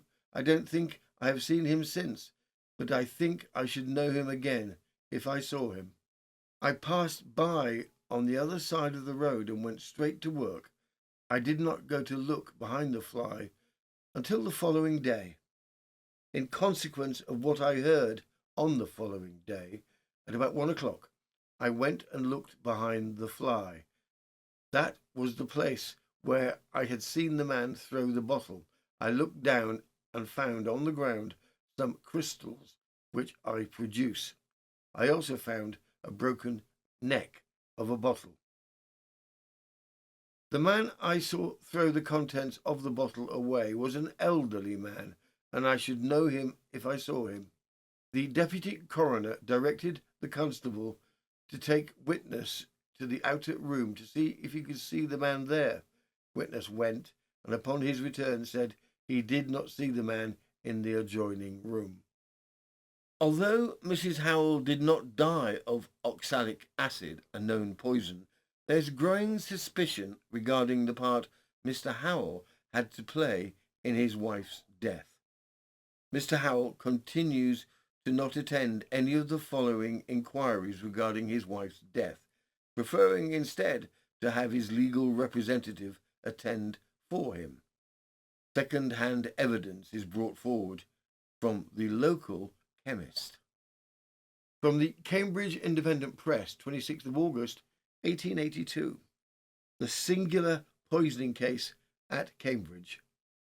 Friday afternoon, Mr. C.F. Jarrold, the Deputy Coroner for the borough, resumed the inquiry at the Guildhall this afternoon into the cause of death of Mrs. Emma Howell, the wife of Mr. Howell of Sussex Street.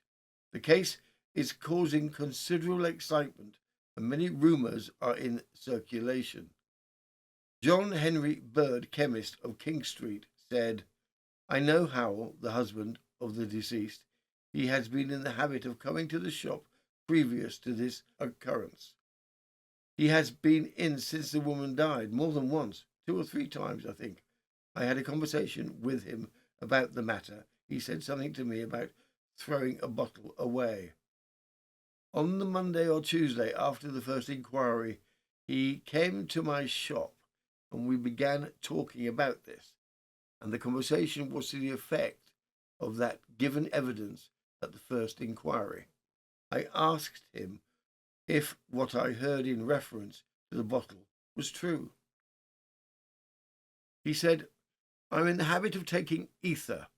I suffer from nervous debility. I went to my cupboard and took out a bottle before going on my journey to Mr. Roper's, intending to take some before starting.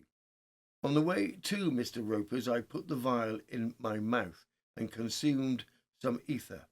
Finding that I had this bottle in hand and not knowing what I was doing, I emptied the contents on the pavement or stones in Hobson Street, afterwards throwing the bottle down. He did not say whereabouts. He did tell me he was in the habit of taking oxalic acid with his ether. He did not say anything to me about there being oxalic acid in the bottle. There was the only explanation he gave me. The son also testifies that his mother was insured for £100, value approximately £15,000 in 2025. Continuing on, the brother testifies of the long-term poor relationship between his sister and her husband, Mr. Howell. From the Cambridge Independent Press, the 9th of September, 1882, the poisoning case.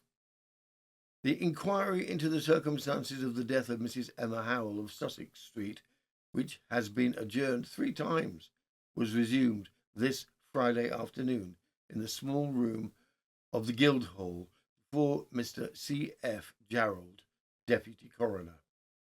The attendance was even larger than on the previous occasion, and the interest in the case appears to be unabated.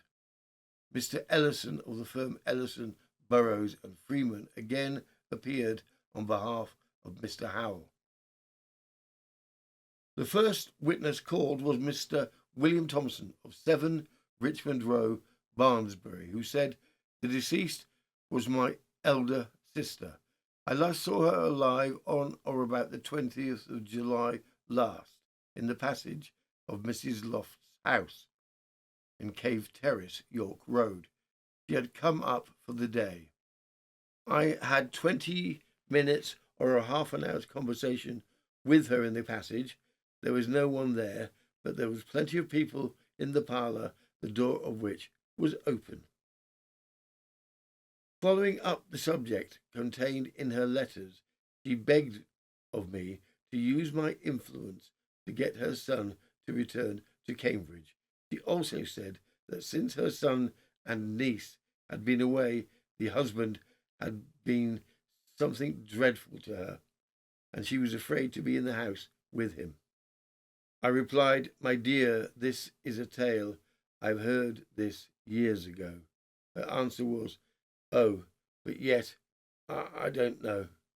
It was only the other day I took his dinner in, and while laying the cloth, he scraped his foot across the carpet and said in a gruff, angry tone, as though talking to a dog on the floor, 'Get out, you hellcat. I'll poison you if I have half the chance.' I said, 'Then, my dear, why don't you leave him? Your requirements are so very small, and with the host of friends about you, you'll never want.' She said, 'I know that. I know I shall not want, but I want to do my duty for respectability's sake.' My sister was crying all the time very much, but she perfectly understood what she was saying. That was the last conversation I had with her. She had been in London about a month previously and stayed there 2 or 3 nights. For 30 or 40 years, I have had these complaints made to me of systematic brutality and ill treatment on the part of Mr. Howell.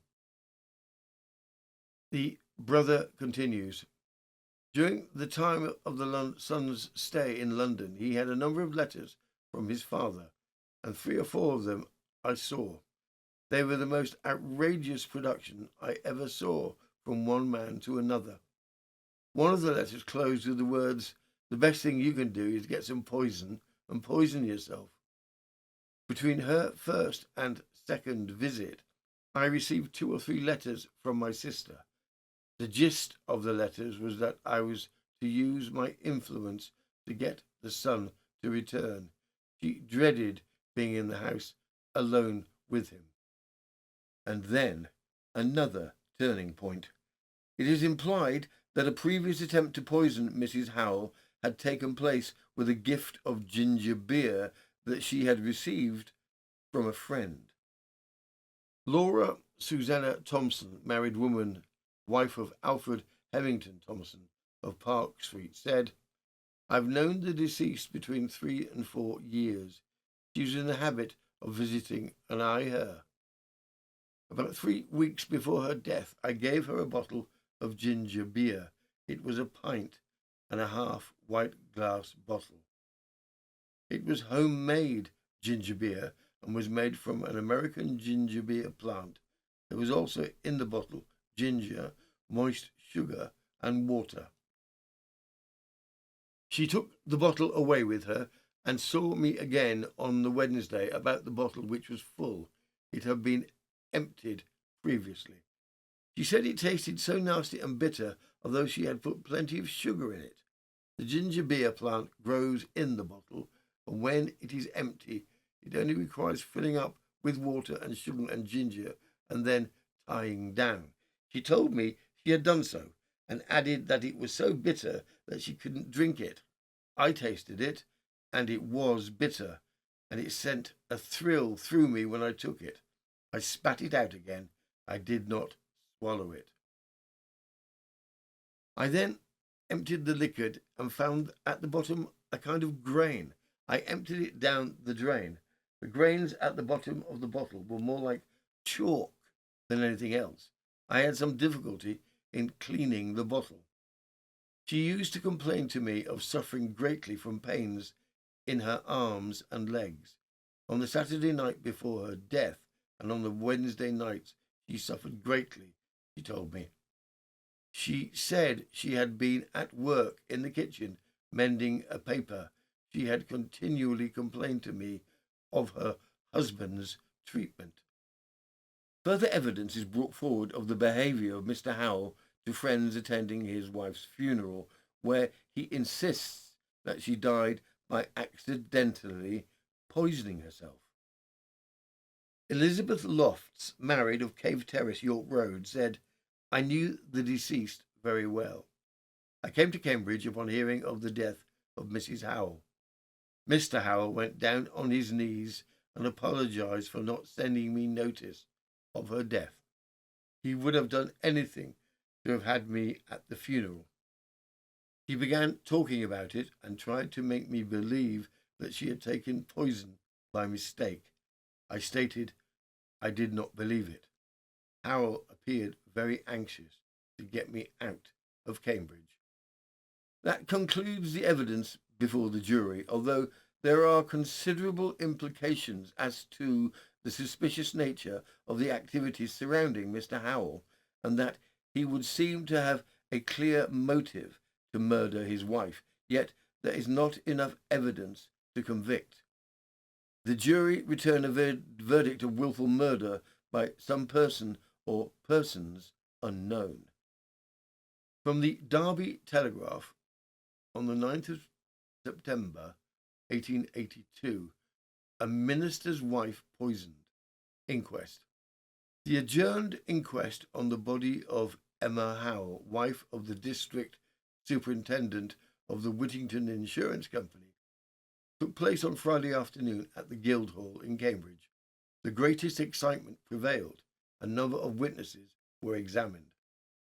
Mr. Thompson Barnesbury, London, deposed that he saw the deceased in London within 3 weeks of her death.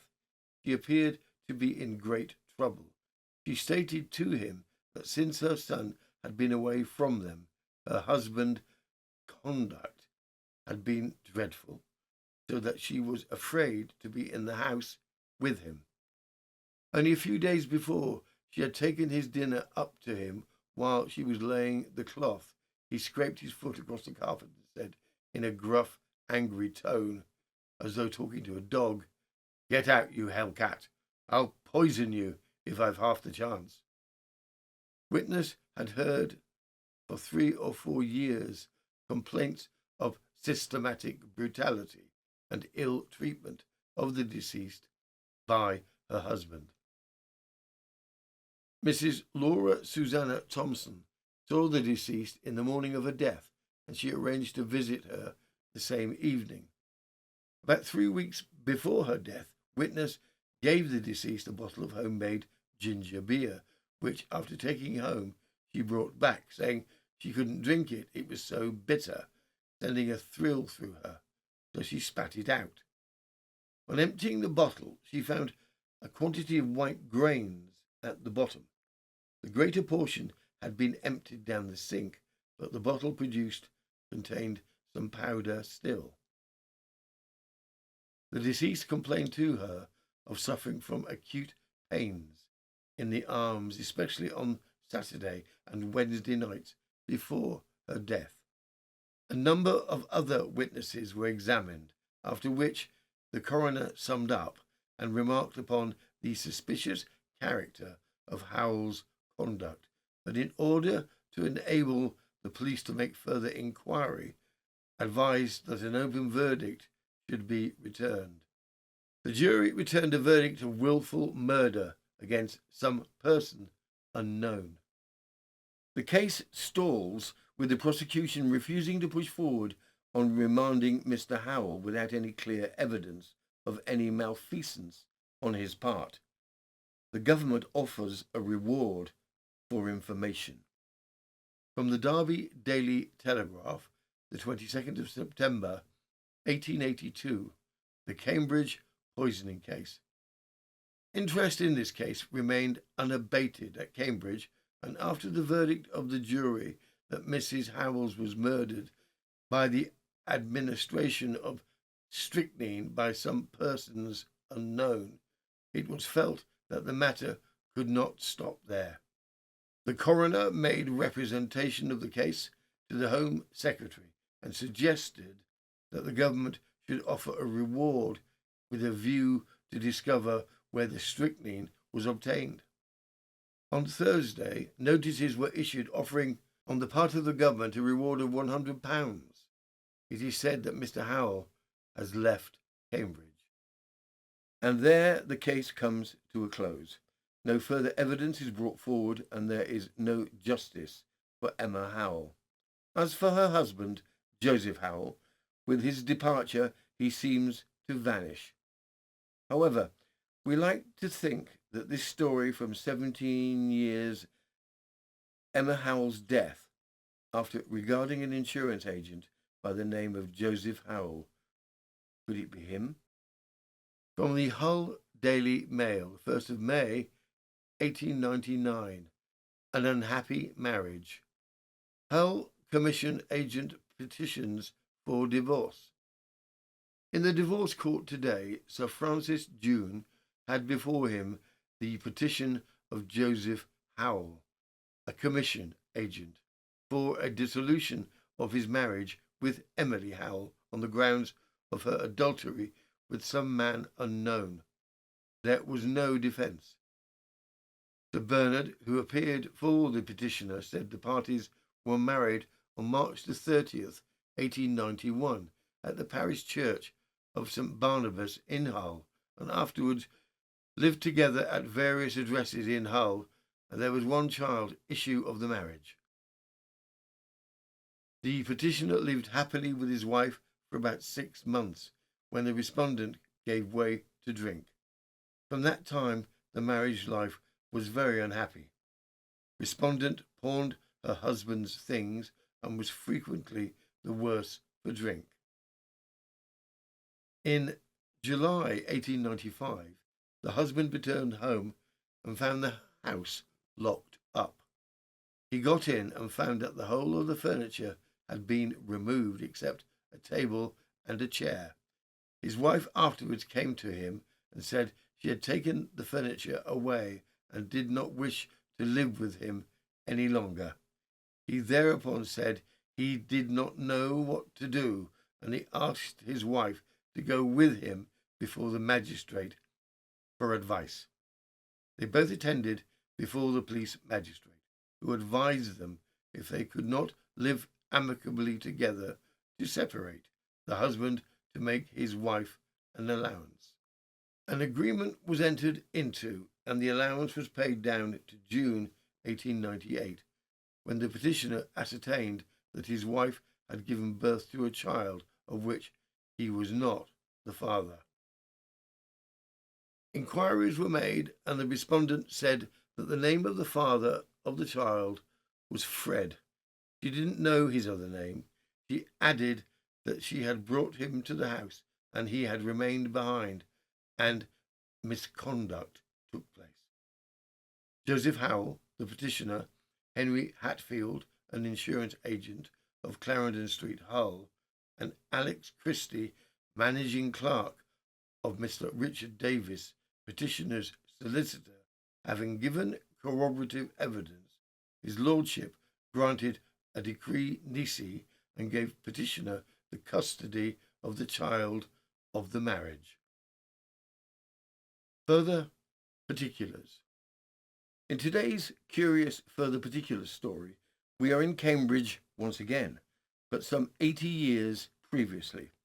People entering a house come away finding that their clothing is being torn. Not only those living in the house, but also visitors. We are guessing a frustrated and depressed failed tailor. From the London Courier and Evening Gazette, the 9th of October, 1804. Remarkable occurrence. A few days since, Mrs. Adams, the wife of Mr. Adams, a respectable farmer at Swanston, 7 miles south of this town, perceived the bottom of her gown was torn as if by a nail. This she mended, and thought no more of it till the next day, when she discovered that not only her gown, but her servant's was also literally in tatters. She could not account for their being in that state, but put on another.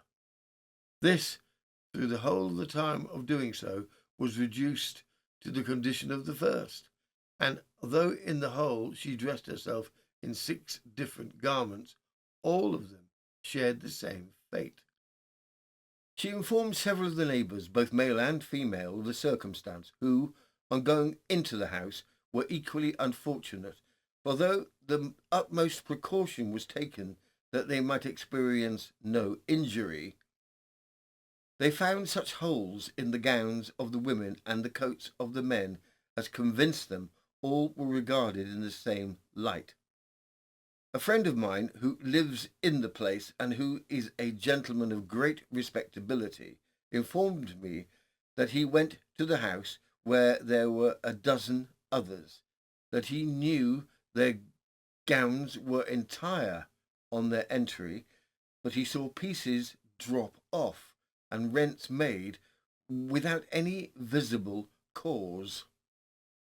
Mr. Adams called on Dr. Milner to acquaint him with the business, and I understand the Vice-Chancellor, who, as well as the doctor, has a great knowledge in chemistry, intends accompanying him tomorrow, that they may, if possible, discover the cause of this extraordinary case. The garments have no appearance of having had any chemical preparation thrown on them, for neither the look or smell would lead you to suppose that the rends were occasioned by vitriolic acid, etc. Many of your readers will laugh at a tale so improbable and inexplicable that there might have been some grounds for ridicule if only 1 or 2 persons had been affected by it. But 9/10 of those who visit the house have a knowledge of the effects from their own experience. In checking the publications 1 month later, the inexplicable slashing of clothing was still taking place. Case 4. A fatal obsession. The Bayswater murder of Frederick Moon. True crime from 1871. In 1871, in a quiet house in Bayswater, a man lay dying on the floor, and beside him, covered in blood, was the woman who loved him. For 14 years, she had been his companion, his confidant, and some would say his obsession. She admitted she had been holding the knife, but what happened next would divide opinion across the country. Was this a calculated act of violence or a desperate struggle that ended in tragedy? In 1871, the papers were filled with the scandalous murder of a baronet's son, Mr. Frederick Moon.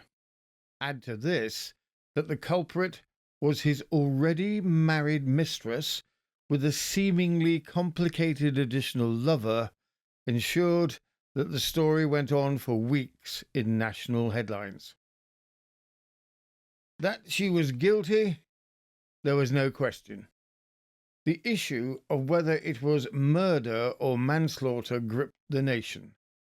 The culprit, Mrs. Flora Davy, also known as Hannah Newington, was being treated as a dipsomaniac at the time of the death of Mr. Frederick Moon. The crime. 24th of May, 1871. Flora Davy, aged 38, was charged before of having caused the death of Mr. Frederick Moon by stabbing him with a knife on the left side. Upon arrival at the house where the crime took place, the constable found the victim, Frederick Moon, lying on his back in a pool of blood. The assailant, Flora Davy, was in the front room. Frederick Moon was the son of Sir Francis Moon, a baronet. She was described as follows. Her clothes were in a disordered state. The upper part of the body was sodden with blood. Her hair was disarranged, and she was very much excited. Some of the clothes in the room were recovered. They included a red jacket, a black silk shirt, white petticoat, and a pair of cuffs, all stained with blood. The murder had happened the previous night, when the surgeon was called for. He found Frederick Moon lying on the ground with Mrs. Davy on the floor beside him. Mr. Moon was clearly dying. He never spoke. The stab wound was 3 to 4 inches deep between the fifth and the sixth rib, and had penetrated the heart. Mrs. Davy's initial explanation of how it had happened was to say that Mr. Moon had fallen on the knife and accidentally stabbed himself. A later post-mortem showed this not to be the case. Mr. Moon soon died, whilst being attended to by the local surgeon. It had been too late to help him. The following is a recounting of the conversation that took place between Dr. Phillips, Mrs. Davis's personal doctor. This Dr. Phillips had been treating Miss Davy for dipsomania. Dr. Phillips stated, "I saw Mrs. Davy after Mr. Moon had expired. She was much agitated and said, 'Oh, doctor, how is he?' I replied, 'The man is dead, Mrs. Davy.' She said, 'Impossible,' and fell down in a sort of semi-swoon in the chair. She said again, 'Oh, doctor, doctor, I am afraid it is I who did it.' I said, 'It is impossible. You could not have done it.' She answered, 'I'm afraid I did.' I said, 'For God's sake, explain yourself.' She said, 'We were sitting together after dinner at the table when Fred made an observation to me about my daughter which annoyed me excessively. I begged him not to repeat it, for I could not stand it. He said then, 'If you're not silent, I will throw the bottle at your head.' I then jumped up with a knife in my hand. We struggled and fell, and I saw the blood pouring out of his side, and I could not tell how." Mrs. Davy was remanded by the police. It was put forward that she had not been legally married to Captain Davy, nor were they living together, but she was still married to a solicitor by the name of Newington, now living in Australia. Flora continued to refer to herself as Flora Davy. She had known Frederick Moon for some 14 years, and it was admitted into evidence by the prosecution that Mr. Moon had continuously lavished money and jewellery upon her the whole of that time. She was described by the prosecution as having taken complete ownership of him. The case went to trial, where Flora's reputation came under considerable bashing. Many of her love letters to Frederick Moon were read aloud in the courtroom. The case was all but decided when Flora made her last appeal to the court below. Mrs. Davy's story, from the St. Neots Chronicle and Advertiser, July 1871. The trial of Mrs. Flora Davy, also known as Hannah Newington. At the Central Criminal Court in London on Saturday, the trial of Mrs. Flora Davy, otherwise known as Hannah Newington, for the manslaughter of Frederick Moon. The prisoner, having been called upon in the usual way to show why sentence should not be pronounced according to law, said, "Only I am innocent. If I were guilty, and guilty in my own mind, no punishment would be too great for me. If I could have done that to him whom I have known for so many years, he had been all in all to me. I left my husband for him, and after remaining with him for all these years, I could not have been guilty of doing that to him."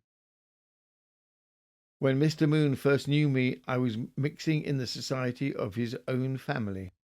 My husband wished to get a divorce, but to save the family of Mr. Moon, I joined my husband again at Boulogne, and the matter was condoned.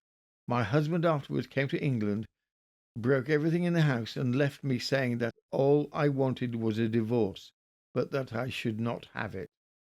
He, Frederick Moon, left me only a little time, for he came back. I went to his brother John and asked him if he would give Mr. Frederick Moon a letter from me to the effect that I would never see him again, and that I would live with my husband. In the meantime, Mr. Frederick Moon returns, and we agree that I am to be entirely with him, not to live with him altogether, but that I should belong to him. This last year, for 18 months after his mother's death, he was always unhappy, and he did not see me enough. Then he proposed that I should be entirely under his protection, for he was so unhappy, as his letter states, that he could not have me all to himself. My daughter being married and settled, I determined that I would be with him entirely. That is the whole. We have been most happy. He was most kind. The whole of his consideration had been to promote my happiness, and I have studied his. I could not have done him any injury. It was in the struggle. He was going to throw a bottle and jumped up quickly. He tried to take the knife from me. I'm not sure whether he got it or not. He struggled and fell, and I thought at first I must be the one injured. I said, "Oh, Fred, what have you done?" Then I found, of course, it was him, not myself. I tried all I could to do something to stop it. First of all, I applied cold water. Then I remembered that cold water produced blood instead of stopping it. Then I sent for ice and tried that.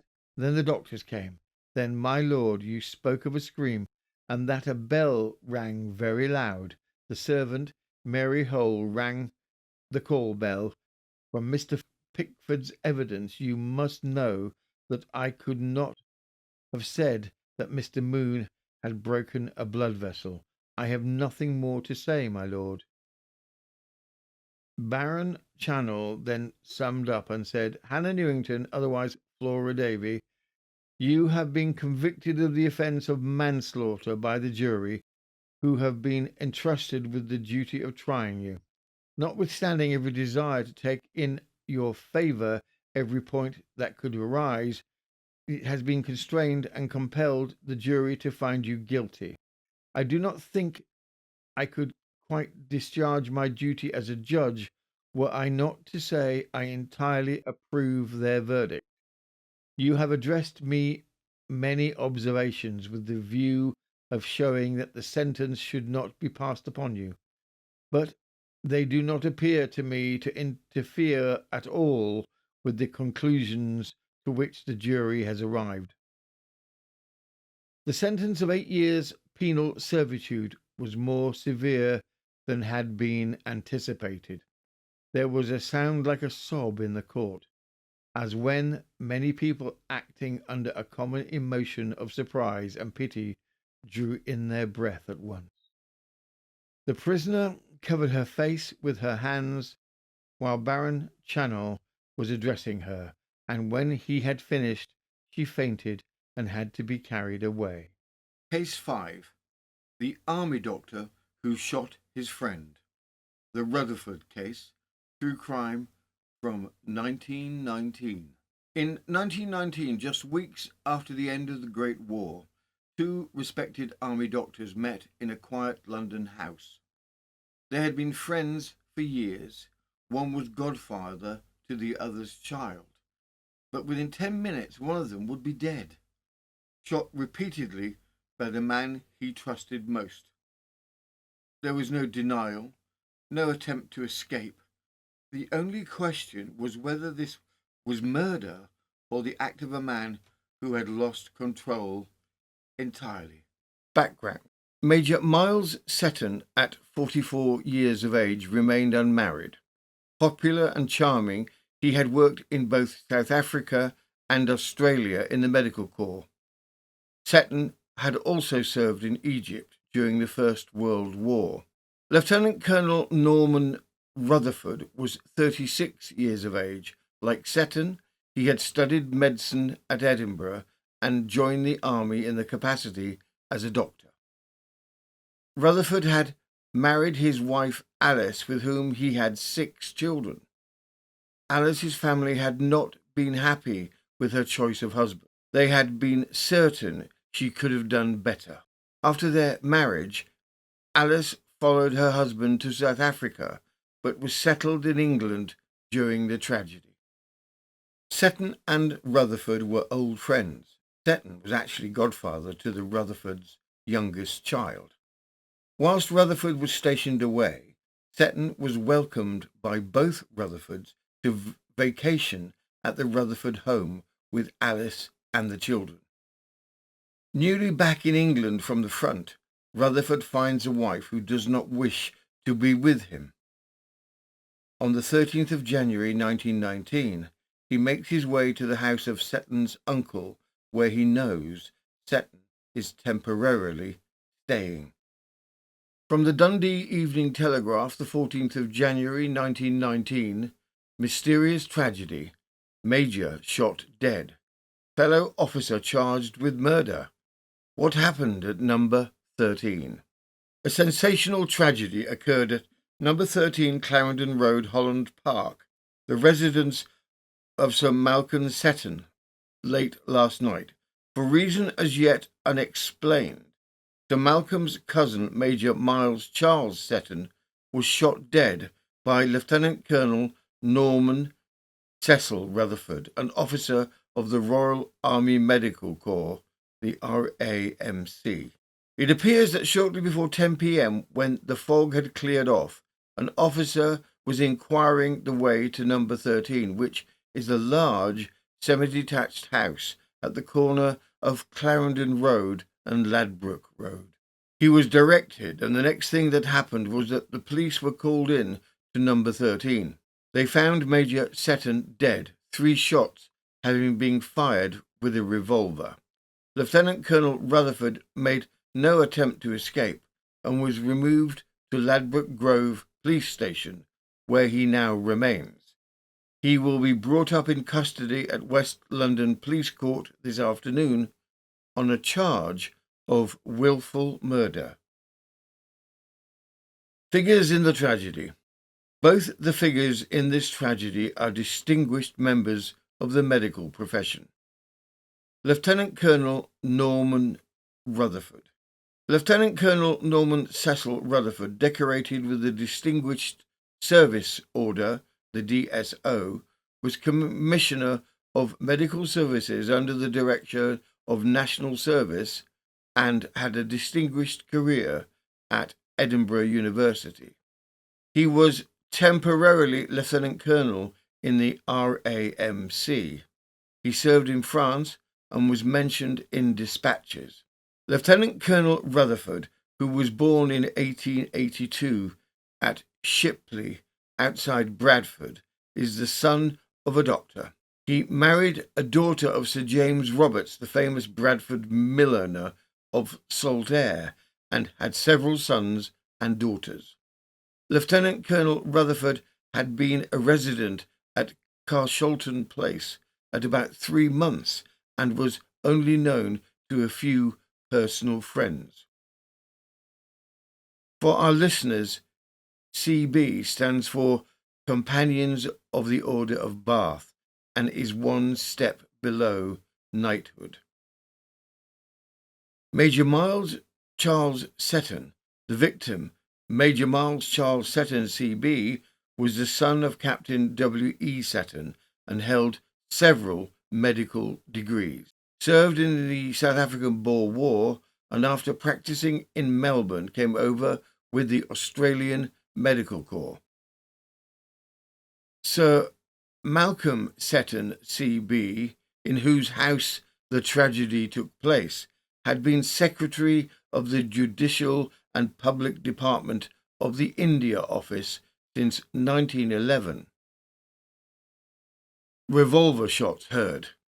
When Lieutenant Colonel Rutherford called at the house, Major Seton was with Sir Malcolm and Lady Seton upstairs. The door was opened by the parlour-maid, and Colonel Rutherford announced his name and asked if that were the house where Sir Malcolm lived. On being told that it was, he inquired for Major Seton and was asked to wait in the dining room, where Major Seton immediately joined him. They had been together about 10 minutes when revolver shots were heard. Miss Hulse, who lives next door to Sir Malcolm Seton, heard what she described as 4 heavy thumps, and on coming out to see what the matter was, met Sir Malcolm in a very agitated state outside his door. He told her that there had been an awful tragedy committed inside, and asked her to go in and see if she could do anything for Lady Seton. Colonel Rutherford himself opened the door, and Miss Hulse found Lady Seton quite collected. She said that Miss Hulse could do nothing for her, and Miss Hulse went back home. Colonel Rutherford had just arrived in England on leave from the front. Sir Malcolm Seton, seen today, declined to make any statement beyond saying that all the facts had been placed in the hands of the police. The body of Major Seton lying in the drawing room at the rear of the house. The accused before the court.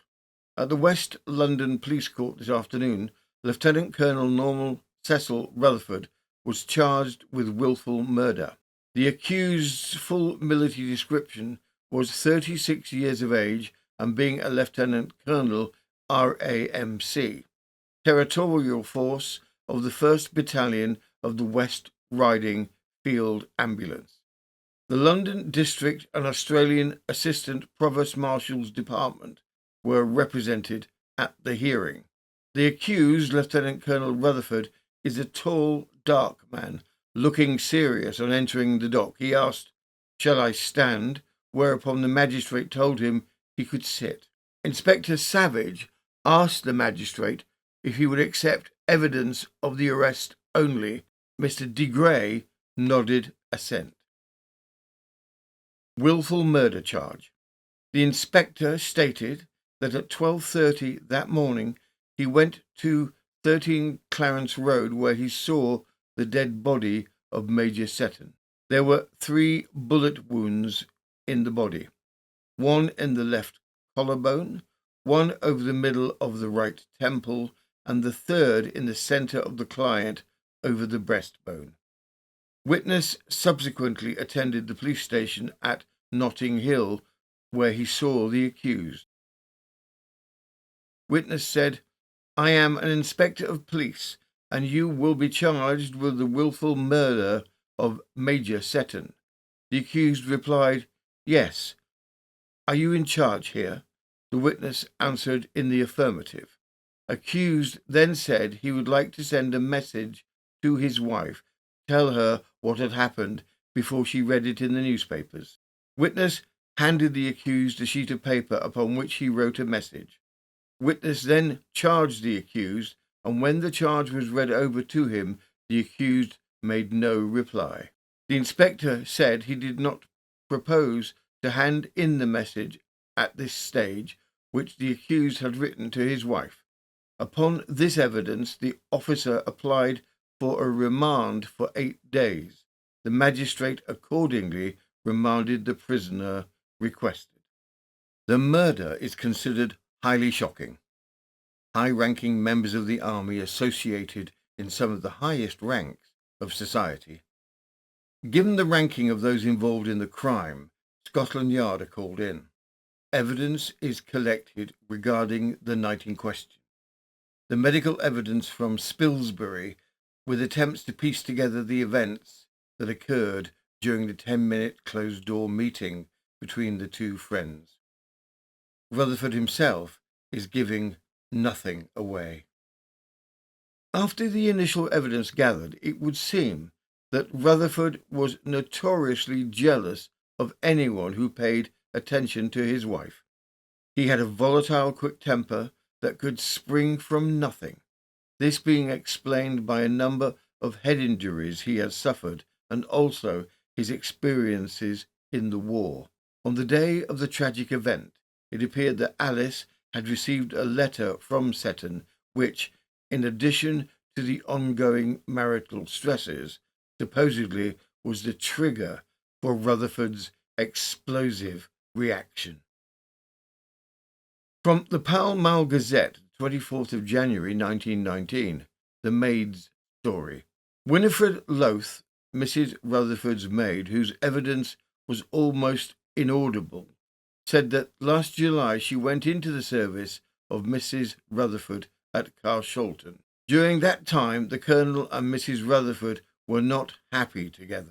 Colonel Rutherford returned from France on January the 6th and slept at Carshalton up to the evening of January the 13th, the date of the tragedy. All that day, the witness, Mrs. Rutherford, lay in bed. At about 7 o'clock in the evening, she rang the bell and I went up. Colonel Rutherford had locked Mrs. Rutherford in her bedroom, and Mrs. Rutherford asked me to wait outside the bedroom door. A scene. Later, Colonel Rutherford came up and ordered me away. I went a little back and waited a few minutes. Colonel Rutherford then went into Mrs. Rutherford's room and dragged her into his room. The door was open and the Colonel stood in the doorway. Later, the maid continued. She went into her mistress's room. Mrs. Rutherford was very upset, while Colonel Rutherford was very cross. She added that she was told to get Colonel Rutherford's bag ready to go to town. I asked him, continued witness, what he wanted put into it, and he replied, "God knows, I don't." Witness said she then packed the bag, and when she had finished, he asked her to leave it open as he wanted to put some cigars in it. Some letters he had brought from France were in a drawer in the bedroom, and as far as she remembered, he took them out and put them in his pocket. Mrs. Rutherford's attitude. During this time, Mrs. Rutherford was in the room but said nothing. I took the Colonel's bag, said the witness, to the station at his request, and he left the house at 5 minutes past 9. Witness said that when she was originally in Mrs. Rutherford's employ, they lived in Mill Hill. That was a considerable time ago, and she remembered Major Seton coming there. The revolver. When she was packing the bag, witness saw a revolver out of its case on the sofa in the room. She drew the Colonel's attention to it, but he told her not to put it in the bag. Shown a revolver, witness said it was not the one she had seen on the sofa. Major Seton's visits.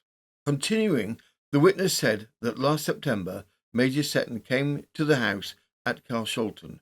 He came as a visitor and stayed the Friday to the Monday night. The only people in the house were Mrs. Rutherford, the governess, the children, and myself. There were no other visitors. Colonel Rutherford was at that time in France. The witness said that Major Seton also came and stayed with them during the whole of Christmas week last. There were no other visitors, and Colonel Rutherford was still in France. She had not seen Major Seton since.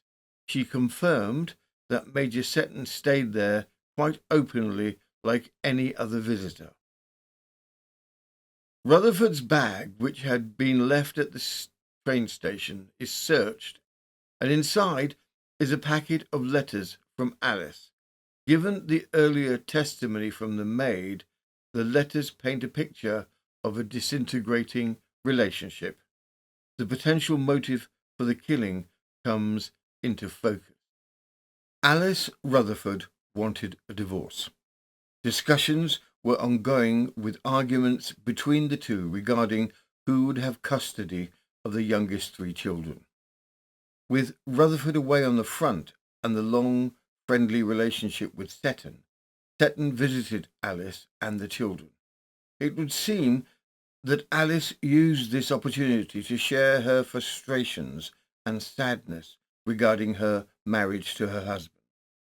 Seton was a sympathetic listener. Officially, Lieutenant Colonel Rutherford would claim that he didn't believe that Seton had had an affair with his wife, but he did blame him for turning his family away from him. The disintegration of their relationship can be seen through the eyes of the letters sent from Alice to her husband between July 1918 and November 1918. The letters, tied up by string and found in Colonel Rutherford's overnight bag, outline the fragmentation of their relationship. Alice admits to having had relations with other men during their marriage. From the Pall Mall Gazette, 29th of January 1919. Rutherford then went away and was seen by Inspector Savage at the police station and told he would be charged with the murder. He said, "Yes, are you in charge here?" And the inspector said that he was. The colonel then said, "I would like to send a message to my wife to tell her what happened before she reads it in the papers." He then wrote out a message. This was the first message, for he wrote two. The first one read, "I am sorry. The worst possible has happened. Seton is dead. Norman." After he had written that, he crumpled it up and threw it away and wrote another. The second read, "Sorry, an awful thing has happened. Seton is dead. Norman." On him, when searched, was found a cloakroom ticket for Victoria showing that he had deposited his bag there. The bag was later opened and inside was found a bundle of letters tied together. The weapon, which was found lying in front of the accused on the dining room table, was an automatic pistol fitted with a clip which would hold 8 cartridges. There had to be fresh pull of the trigger for each cartridge fired. When the body was examined, there were no marks of singeing either on the clothes or on the body. There were 14 bullet wounds, exit and entrance wounds. Dr. Spilsbury found it impossible to say accurately which were entrance and which were exit wounds. The tracks of the bullets seemed to show that they passed more or less horizontally across the body, apparently from right to left. The position of the wounds and the damage which was done to the doorway of the dining room seemed to indicate that Major Seton was in the act of leaving or trying to leave the room at the time he was found. The motive. Now, said the counsel, in a terrible occurrence of this kind, one naturally looks to find some explanation for the deliberate conduct of the accused. The letters. Letter, July 1918. Your long letter came this evening, and the few words at the end rend my heart. Darling, have you ever known me merciless in refusing forgiveness? Only come back to me to help me to complete the task we undertook together. I believe my love for you to be the most vital part of me now, for in trying to put you out of my life, I have suffered tortures, both mental and physical. Love me with the strength of your being, and I will not fail. Come back to me when the opportunity is given you, and I will be waiting as ever. Letter, September 1918. You blamed me once for not being sufficiently candid with you, and this time I will be. I have been through hell this last week alone. I have not an atom of trust in your promise, and only away from you can I be happy again. This is my last word. I have struggled and tried, trusted and hoped, but the end is inevitable, and in common justice I had to tell you so. I shall take no steps, do nothing further but only battle along alone as before. I am sorry for you, but I cannot act otherwise. The next letter outlines the disagreement they were having regarding custody of the children. I want to gain my freedom with as little suffering as possible, and if, for the children's sake, you will agree to carry the thing through with as little publicity as possible, I will hand you over the 3 elder children. Honestly, I think that would be the happier for you. I should not feel you were utterly broken. Please make the rest of my task as easy as possible for the sake of all I have so far borne for you. When I wrote to you about 7 weeks ago and explained my real feelings with regard to my future, I knew you would in all probability attribute the cause of its extreme mental and physical strain due to what I was having to cope with quite alone at the time. I have, therefore, purposely waited for a reasonable time to elapse before writing to ask you to put no obstacle in the way of divorce if I bring an action against you. We do not have the responses from Rutherford, but we can see that the custody battle continued, with this letter dated 7th of November 1918.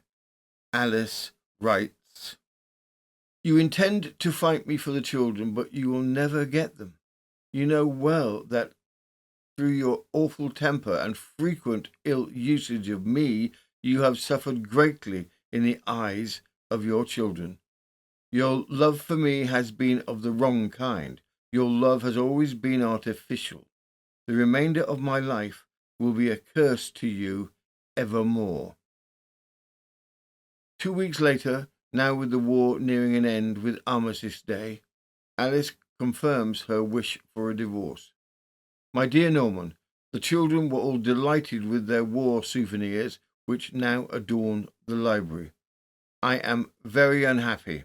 Candidly, other men have never been more than an episode in my life, but you were life itself. That does not alter the fact I would give anything for a merciful Providence to get me out of it. I do not think that anyone realizes that love such as I can give you can never completely die, nor be repeated. I am convinced that your nature can never change, and that only unhappiness lies with you." There seems to have been some kind of altercation, possibly violent, between Rutherford and Alice, and she seems determined to go through with the divorce. A divorce would impact Rutherford's career and standing, and would potentially hinder his rise within the army. Alice would have known the social implications on herself and her children were she to go through with the divorce. She must have felt her situation to be extreme to choose to follow that path. The trial. The trial takes place at the Old Bailey some 4 months after the crime in April 1919. The question facing the jury is not whether Lieutenant Colonel Rutherford killed Major Seton, but rather what state of mind Rutherford was in when he committed the fatal act. The defense approach was to attempt to portray Rutherford as a type of victim on the relationship. He had a distinguished military record. The defense argues that in his kindness he had opened the door of his family home to his good friend Major Seton, who had repaid the kindness by turning his wife and family away from him. However, Rutherford had a known temper, and there was evidence of his history of outbursts of temper and his poor treatment of his wife. They continued to also use his medical history whilst in the army. He had suffered concussion in the past, and he had also been buried under shell fire. It was in his medical records that he suffered badly from eczema when under strain, and that it was documented that his known volatile temper outbursts generally became worse when his eczema flared, which would additionally impair is sleep. With the medical records, the defense pleaded insanity and called upon several witnesses to attest to his mental state. Soldiers who had served under him were brought forward to attest to his fearsome temper and fluctuating mood. When asked on the stand why he had fired so many shots at Seton, he responded, "I dislike to see anything wounded." He stated that he would do the same again if he had had a chance. From the Daily Mirror, the 10th of April 1919, jury find Colonel Rutherford DSO guilty but insane, to be detained during His Majesty's pleasure. Murder dream story. Pre-tragedy horror of having killed Major Seton. After a long hearing, replete with tense drama and emotional moments, the trial of Colonel Rutherford DSO ended without a scene at the Old Bailey yesterday, when the jury found that the prisoner was guilty of murdering Major Charles Kerriston Seton, but that he was insane at the time. The judges said he agreed with the verdict and ordered Colonel Rutherford to be detained during His Majesty's pleasure. The jury were only absent from the court for 5 minutes, and the prisoner heard his sentence unmoved. All through the trial, his attitude had been one of impassivity. He just glanced round the court, bowed to the judge, and then stepped briskly below. Remarkable evidence was given in the final stages of the hearing by witnesses in support of the insanity plea put forward by the defence, and a sensational feature was the grim story of how Colonel Rutherford dreamt that he murdered Major Seton before the actual shooting took place. He viewed the whole dream with horror, said Dr. Hislop, who had kept Colonel Rutherford under observation, but the idea would recur from time to time. Of the changefulness of Colonel Rutherford's disposition, remarkable evidence was given. It was said that when normal he was exceptionally courteous, but was subject to outbursts of temper, and then, as one witness said, he was an entire change from the Colonel Rutherford as one knew him. The judge, in his summing up, said it was for the defence to satisfy the jury that at the time he committed the crime, the prisoner was insane and not responsible for his act. It was not necessary for a person to be a raving maniac to be insane and not responsible for his action. On the other hand, it was not enough to say that because he was abnormal, he was, in the eyes of the law, insane. Outbursts of temper. A change from the Rutherford as one ordinarily knew him. Colonel Norman Cecil Rutherford, DSO, was accused of the murder of Major Miles Charles Kerriston Seton by shooting him at the house of his cousin, Sir Malcolm Seton, in Holland Park on January the 13th. Dr. John Sutherland's medical officer of health for Kensington told how Colonel Rutherford had suffered from dermatitis in France. He was subject to extraordinary outbursts of temper, and in these attacks he would suddenly turn on an officer or non-commissioned officer without any adequate reason, and sometimes without any apparent reason at all. He would address them with extraordinarily ruthlessness and rudeness.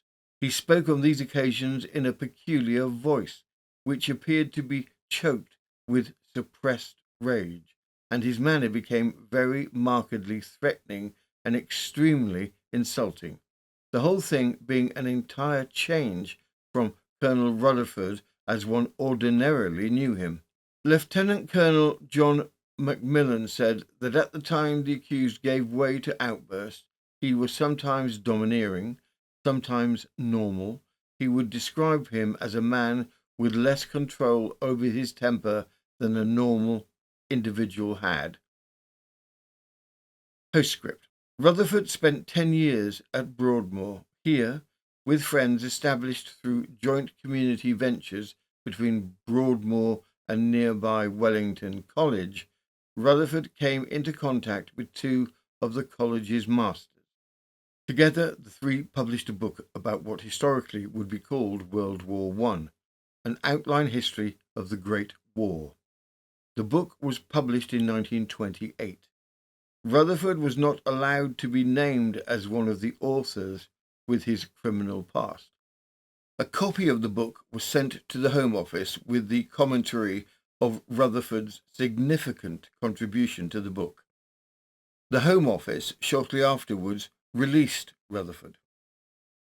Rutherford went on to live in Canada, Austria, and the Middle East, finally ending up in South Africa.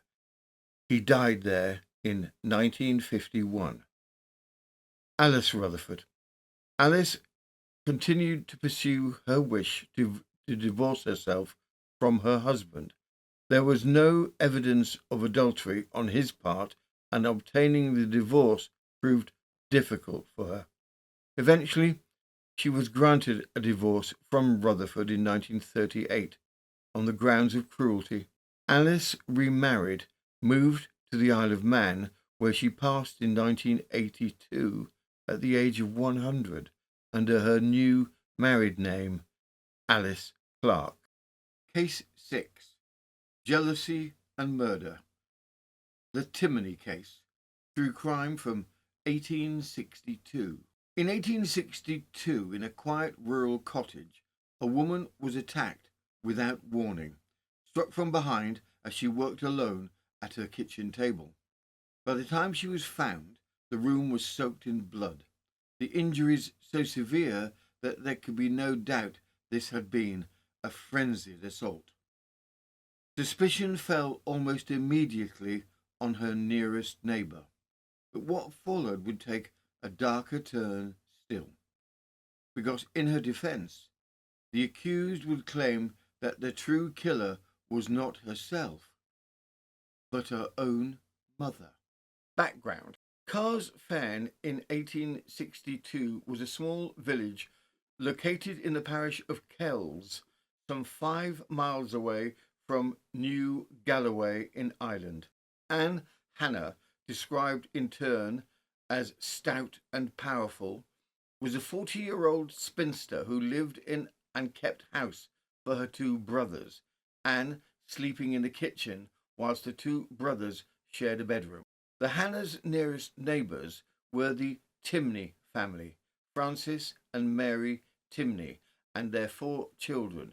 Mary, 27 years old, was Scottish, while her husband was Irish. Mary and Anne were not on friendly terms. The Hannahs were certainly more prosperous than the Timoneys, to the point where they had recently purchased a second small acreage to farm. The Timoneys, on the other hand, with 4 children to feed and 1 sole breadwinner, were almost always short of money, with Francis having asked for a loan of money more than once from people within the area. One known spat between Mary and Hannah involved Mary being convinced that Anne had turned her husband's affections away from her. There's no hint of any type of illicit affair was in play between Anne and Francis, but more that he seemed to be friendly with Anne, whereas Mary and Anne had had more than one dispute between them. Hannah accused Mary of having stolen turnips from her garden as well as sticks, between the belief in Anne having turned Mary's husband's affections, the accusation of theft, and the more comfortable lifestyle of the Hannah family. Mary Timoney disliked Anne Hannah greatly. From the Glasgow Herald, the 22nd of January, 1862, the murder in the Glenkens. We have this week to record the circumstances attending an atrocious and cold-blooded murder which has been perpetrated in a lonely spot in the quiet and picturesque valley of the Glenkens, where, as may readily be believed, an occurrence so unusual has excited a sensation of the deepest horror. The victim of the murder is an unmarried woman, aged about 40, of the name of Anne Hannah, who kept house to her two unmarried brothers, Lockhart Patterson Hannah and William Hannah, tenants in Carsfern, a small farm in the upper part of the parish of Kells, and about 5.5 miles north of the burgh of New Galloway. The scene of the dreadful tragedy was the house in which the Hannahs reside. In external appearance, the dwelling is in accordance with the humble but respectable positions of the occupants. It is a one-storied cottage with slated roof and whitewashed walls, having a byre and a stable attached, and stands close by and on the left-hand side of the turnpike road leading from New Galloway to Carsfern. Quite close to and facing the road, but standing at a higher elevation than the house occupied by the Hannahs, and at a kind of angle to it, there is another cottage of a meaner appearance, occupied by a roadman named Francis Timney and his wife and family. These were the Hannahs' nearest neighbours. In addition to Carsfern, the brothers Hannah had recently taken another small farm called Green Loop, which is distant from the former place some 2 or 3 miles.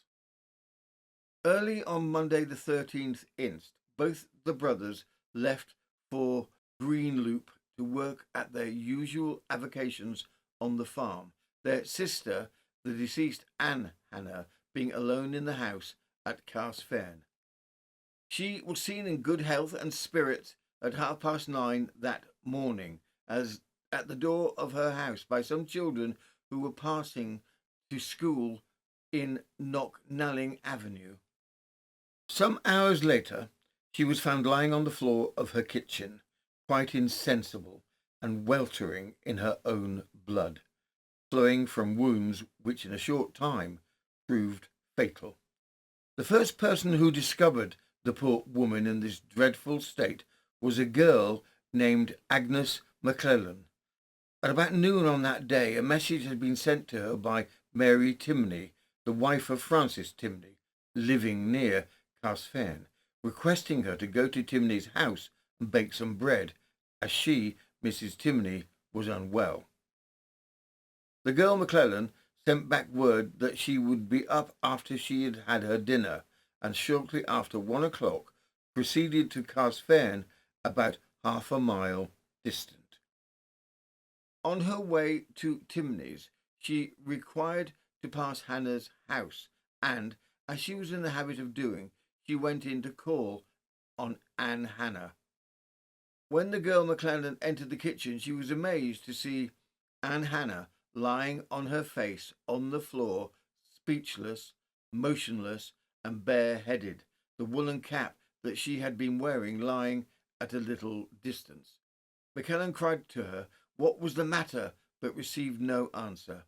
Looking down more closely, she saw that Anne Hannah was lying in a pool of blood, and that the floor of the kitchen was in several places covered with clots of gore.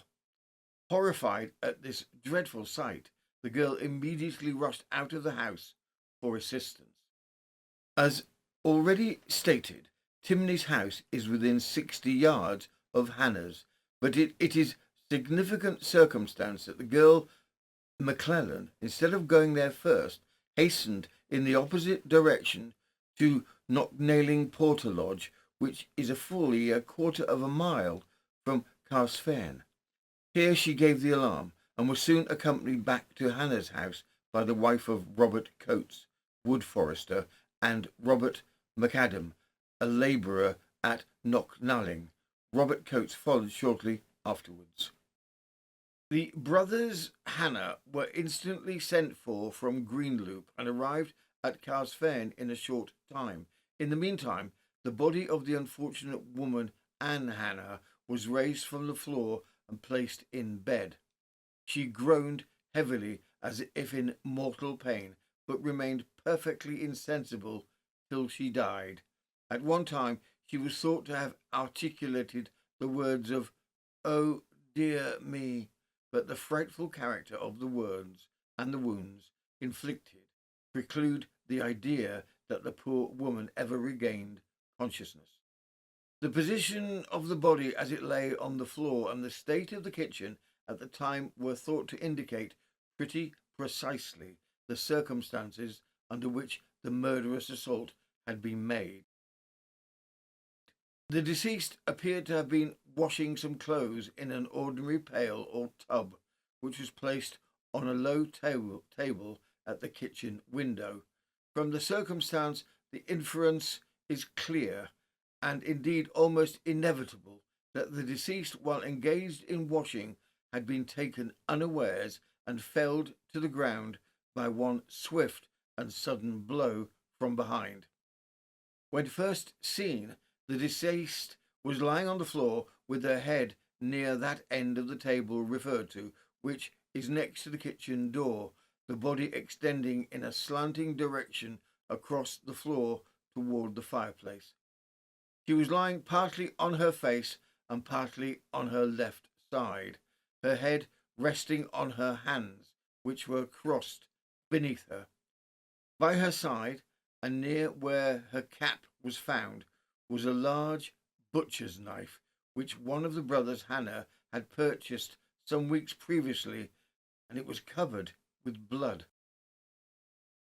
Also on the floor by the side of the deceased was found a piece of iron about 3 feet long, of the thickness of a man's finger, and which was used as a poker. This piece of iron was slightly bent at one end, and there was a heavy knob capable of inflicting a severe blow. On this piece of iron there was also marks of blood. The knife and poker were afterwards taken possession by the police. While these discoveries were being made, a messenger had been dispatched for the nearest medical man, and Dr. Jackson of Derry arrived at the house at 2:30. He examined the head of the deceased and found it to present a fearful spectacle. The scalp was cut in several places, which apparently had been a work of some time, and the back of the head had been completely smashed in. The case appeared a hopeless one, but Dr. Jackson dressed the wound in the best way possible. He then suggested that the police should be at once communicated with, and a brother of the deceased accordingly proceeded to New Galloway, where he gave information to Constable Robson, and that officer arrived with Dr. Millman of New Galloway at about 5:00. The injured woman survived till about 9:30 that night, when she died. With Anne's death, this is now a murder inquiry, as members of the area gather at the house to offer help and sympathy. One aspect that is considered odd by all there is the appearance of Mary Timney, known to have a difficult relationship with Anne. Her appearance at the Hannah house, and with the proximity of the Timney house to the scene of the crime, investigators naturally look to Mary Timney, who alleges to have been home all day. From the Glasgow Herald, the 22nd of January, 1862, the murder in the Glencans. On the arrival of Dr. Jackson, he noticed that among the women assembled in the house of the deceased was Mary Reed, or Timney, wife of Francis Timney. She was questioned as to whether she had heard any noise or seen anyone about the place during the day, to which she replied in the negative, saying she had been in bed all the afternoon with a sore head. Some suspicion attached to her, and a broad hint was given to her that her presence could be dispensed with, and she left. Shortly after his arrival at Carsfern, Constable Robson, accompanied by 2 other persons, went to Timney's house, and at a subsequent hour in the evening, Mrs. Timney was apprehended on the charge of murder. Her husband was not at home, being employed on the roads at Corsock, for which he had left that morning.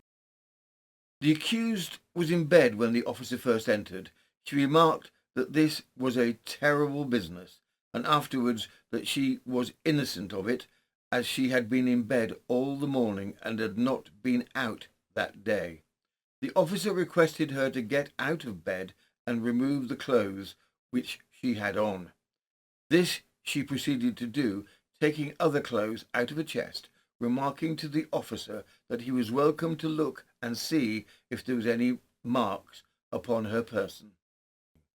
The articles of dress which she had taken off consisted of a polka jacket, flannel petticoat, and shift, and appeared to be marked with stains of blood.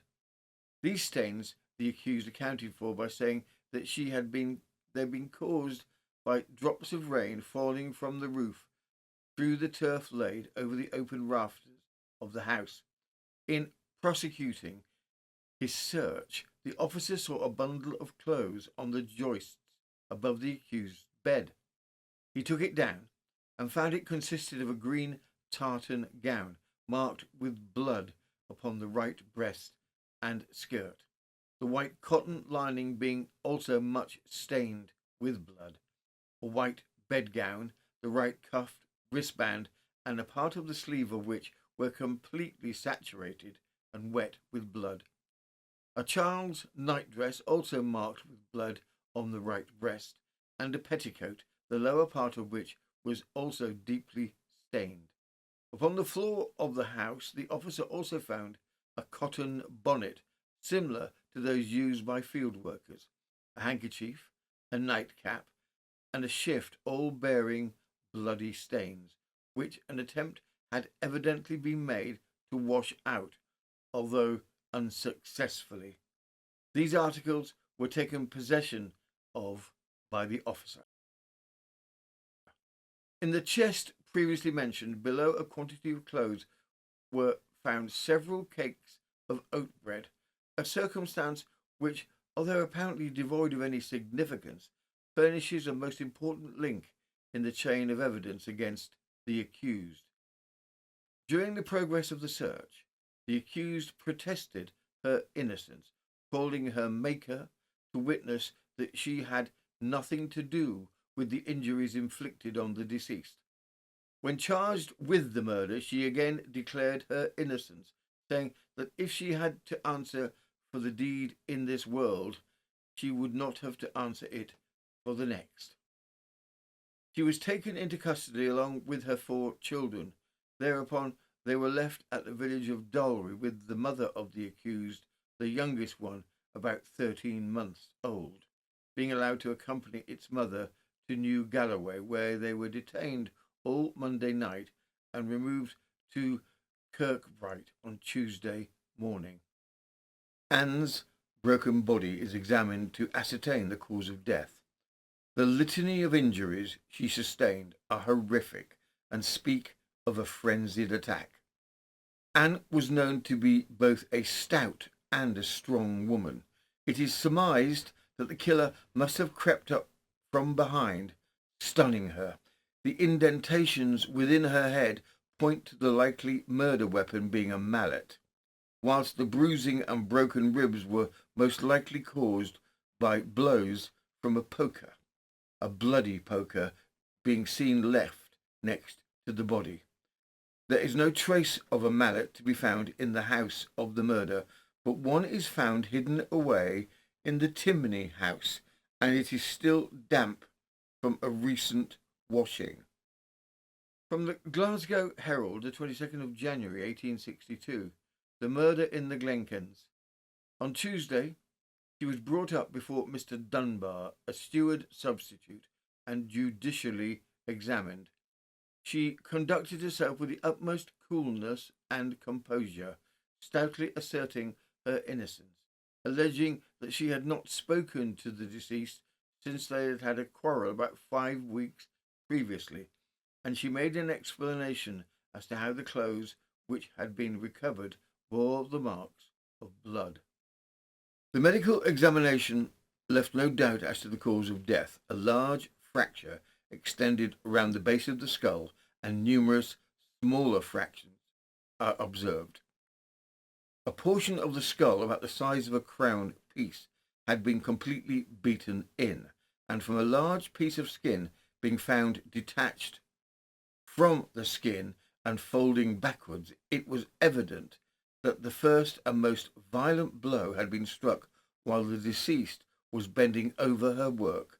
The most severe wound was on the top of the head and was about 5 inches in length. The face was also cut and gashed on the forehead and temple. The arms of the deceased were also found badly bruised and injured at the wrists, as if the poor woman had raised her hands to protect her head as the weight of the blows had fallen upon them. Notwithstanding the knife being found near the body, it appeared probable that most, if not all, of the injuries had been inflicted with a blunt instrument, and the chief constable, assisted by his officers, proceeded to make a minute search of Timoney's house. They discovered beneath the press in the kitchen a wooden mallet, or beetle as it is called, used for barking trees, which appeared to have been recently washed, but on which traces of blood and hair were distinctly visible. Hair was also found adhering to the handle of the knife and the piece of iron used as a poker. Timoney and his 2 eldest children have all deposed to the wooden mallet above mentioned having been used in the house for many years. The prisoner, on the other hand, denied that she ever saw it or used it. Among other articles recovered by the police were a pair of clogs, 2 bed covers, and a child's pinafore, all more or less marked with blood. The discoveries indicated above are in themselves very significant, but we believe that evidence of a much more conclusive nature will be forthcoming. We understand it has been proven that at about 10 o'clock on the day in question, the accused was seen going into the deceased's house, and that after staying there half an hour, she came out having a wooden mallet in her hand and a piece of cloth containing some tea and sugar. That the front and sleeves of her gown, the handkerchief she wore round her neck, and part of one of the sleeves of her bedgown were covered with blood. That there was blood also upon her cap and her bonnet. That on returning home she was seen to wash the wooden mallet and a portion of her dress so as to remove the stains of blood. That she had taken off the clothes she had been wearing, made part of them up into a bundle, and placed that bundle above the rafters. That she accounted for her own children for the blood on her dress by saying that she had given a thumping to the deceased. That she states she had knocked down Anne Hannah with the mallet. That she told one of her children to take out of the press and conceal it in a chest a quantity of oat cakes, and afterwards go to the house of Agnes McClellan and ask her to come up and bake some bread.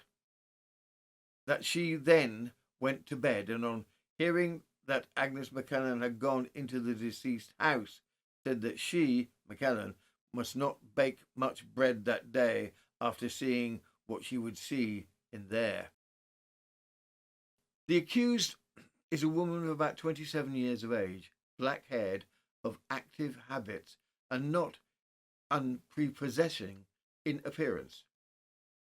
She is said to be somewhat dissipated and immoral, and much determination of character, of a very violent temper, and subject to frequent outbursts of passion.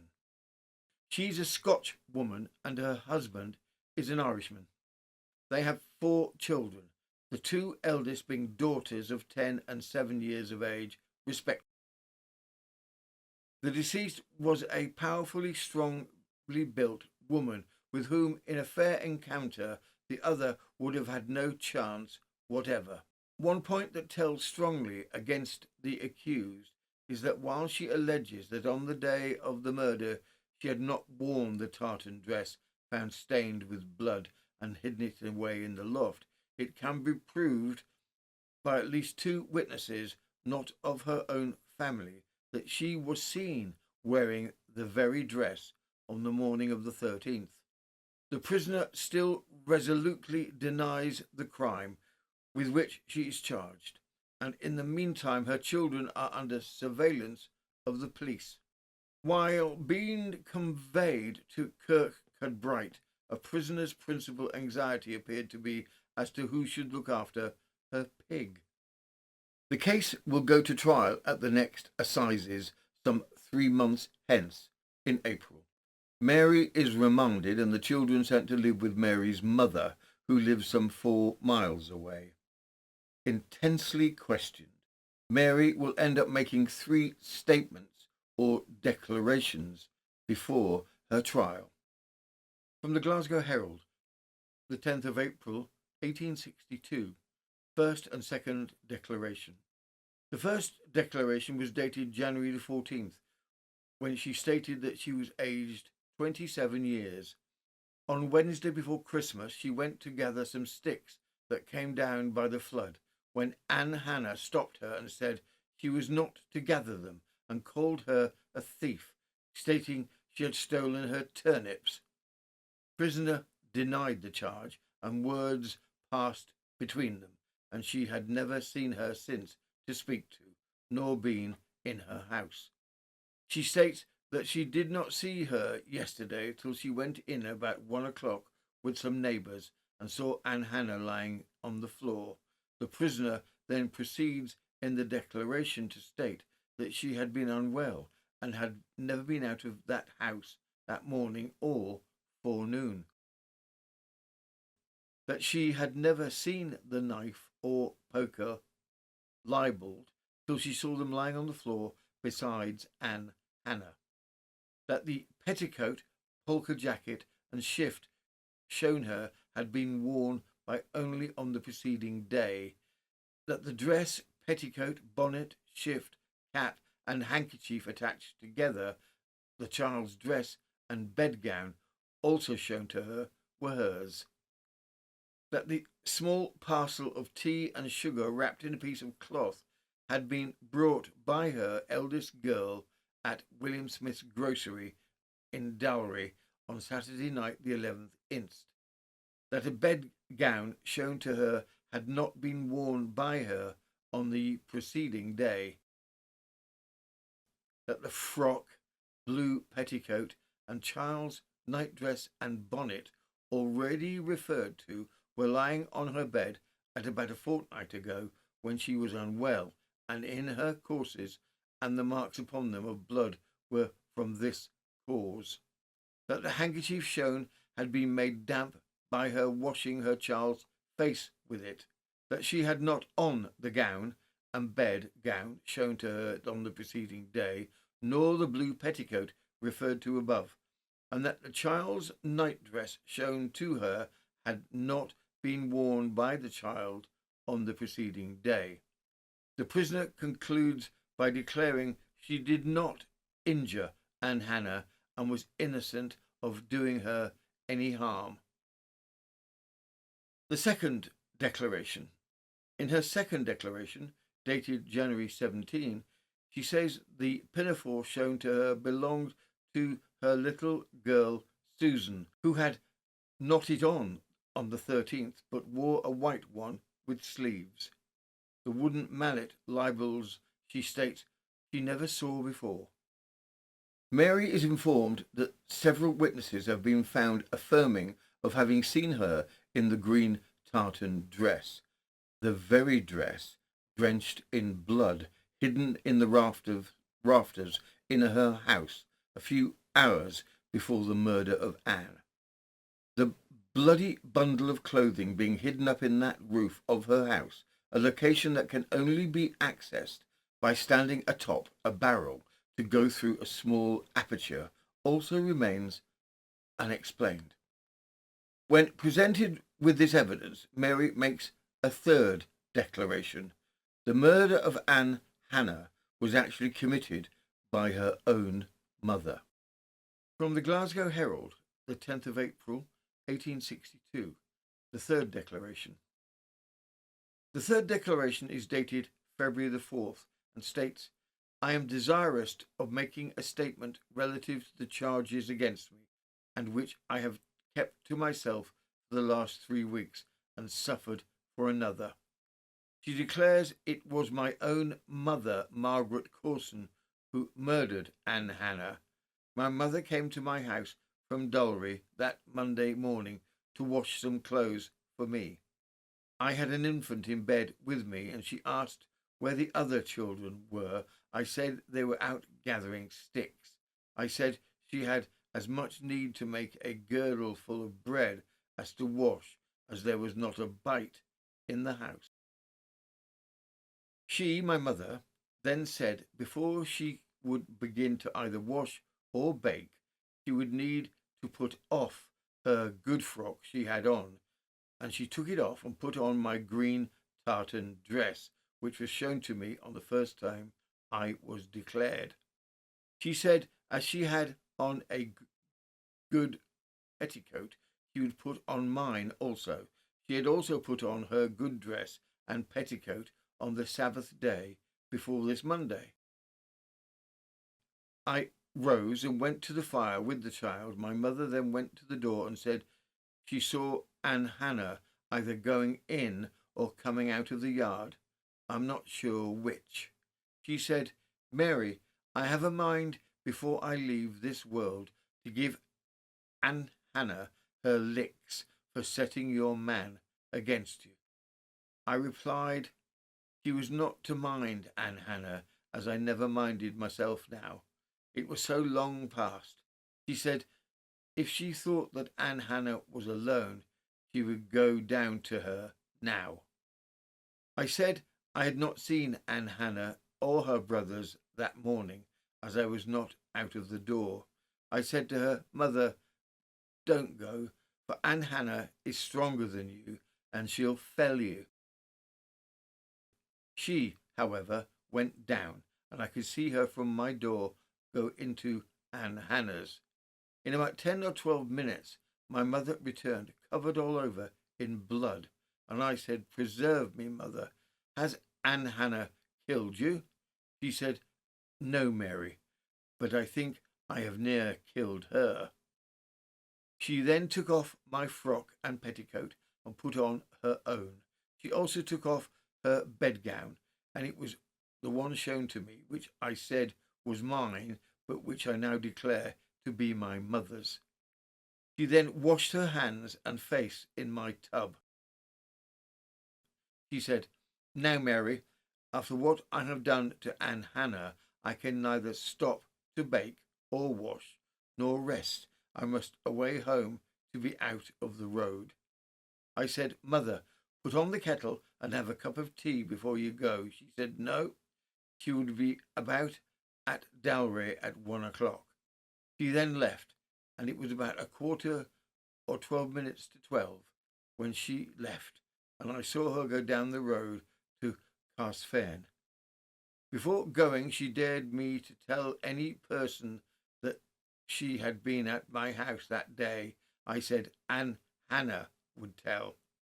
My mother said she had given her more than she thought she would get the better of, but if she did get better, she would be punished. I said, Mother, I hope you haven't killed Anne Hannah.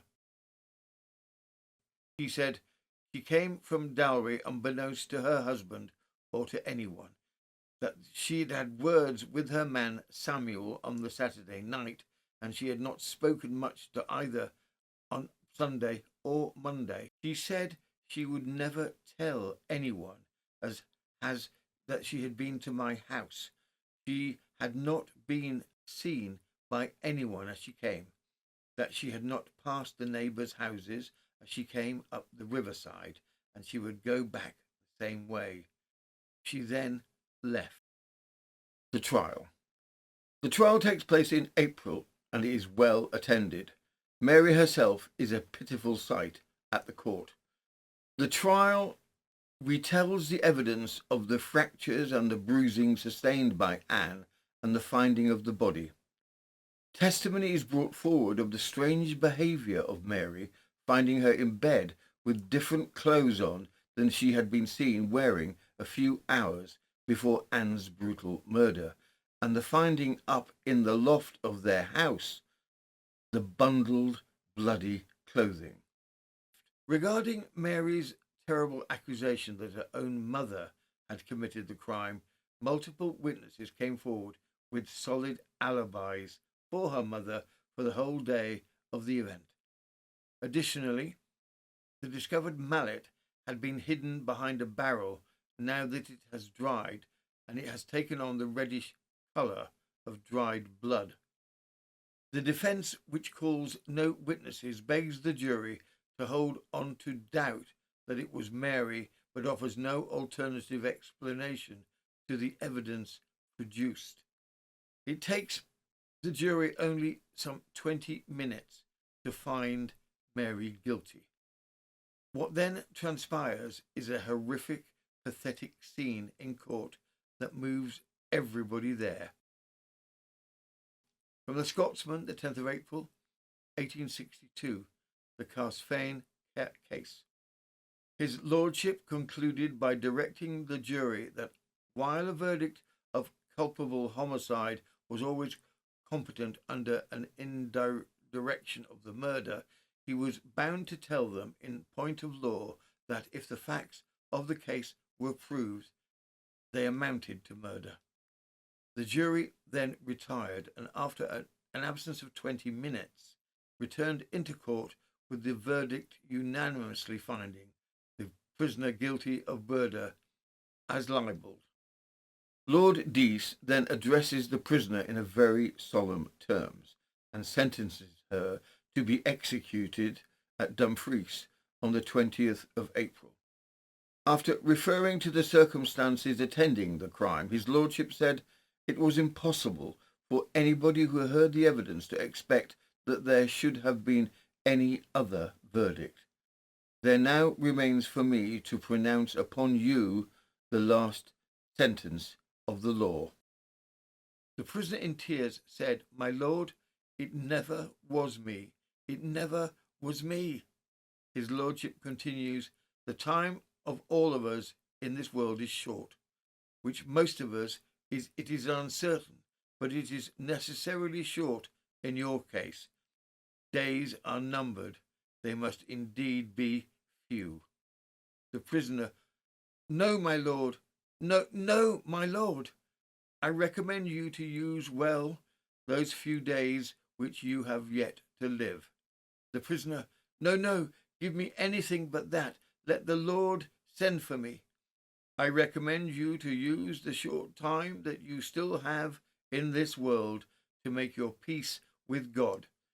I should betray my duty and hold out false hopes to you if I gave you the slightest hope that the sentence of the law might not literally be carried into effect. The prisoner, "No, my lord, give me forever in prison. Dinna do that." His lordship then put on the black cap and concluded by formally passing sentence of execution on the 29th of April. The prisoner became more pale and excited as his lordship proceeded to discharge his painful duty, and when he had concluded, he said in the most heart-rending tones, "Oh, my weans, my lord, dinna do that. Oh, dinna do that. I'll not go out. Oh, my weans, dinna do that." Here the unhappy prisoner, with her eyes turned beseechingly towards his lordship, was taken from the bar, let down the trap, crying, "My weans, my weans." The scene was harrowing in the extreme and affected many to tears. Energetic efforts are made on Mary's behalf to have her sentence commuted to life in prison. No one, it would seem, has the heart to see a woman swing. Possibly in hope that it may sway her case with the Home Office if she admits guilt, Mary makes her confession. From the Arbroath Guide the 19th of April, 1862, the confessions of the murderess Timney. This woman is now calmer, although for several days after sentence she was completely prostrated. She has acknowledged her crime to the Reverend Mr. Cowan, the chaplain, and the Dumfries Standard says the confession has been sent to the Lord Advocate and will likely be transmitted to the Secretary of State. The confession is to the following effect. She states that she and her husband, who have been married 10 years, lived happily together till they came to reside at Carsfane about 2 years ago.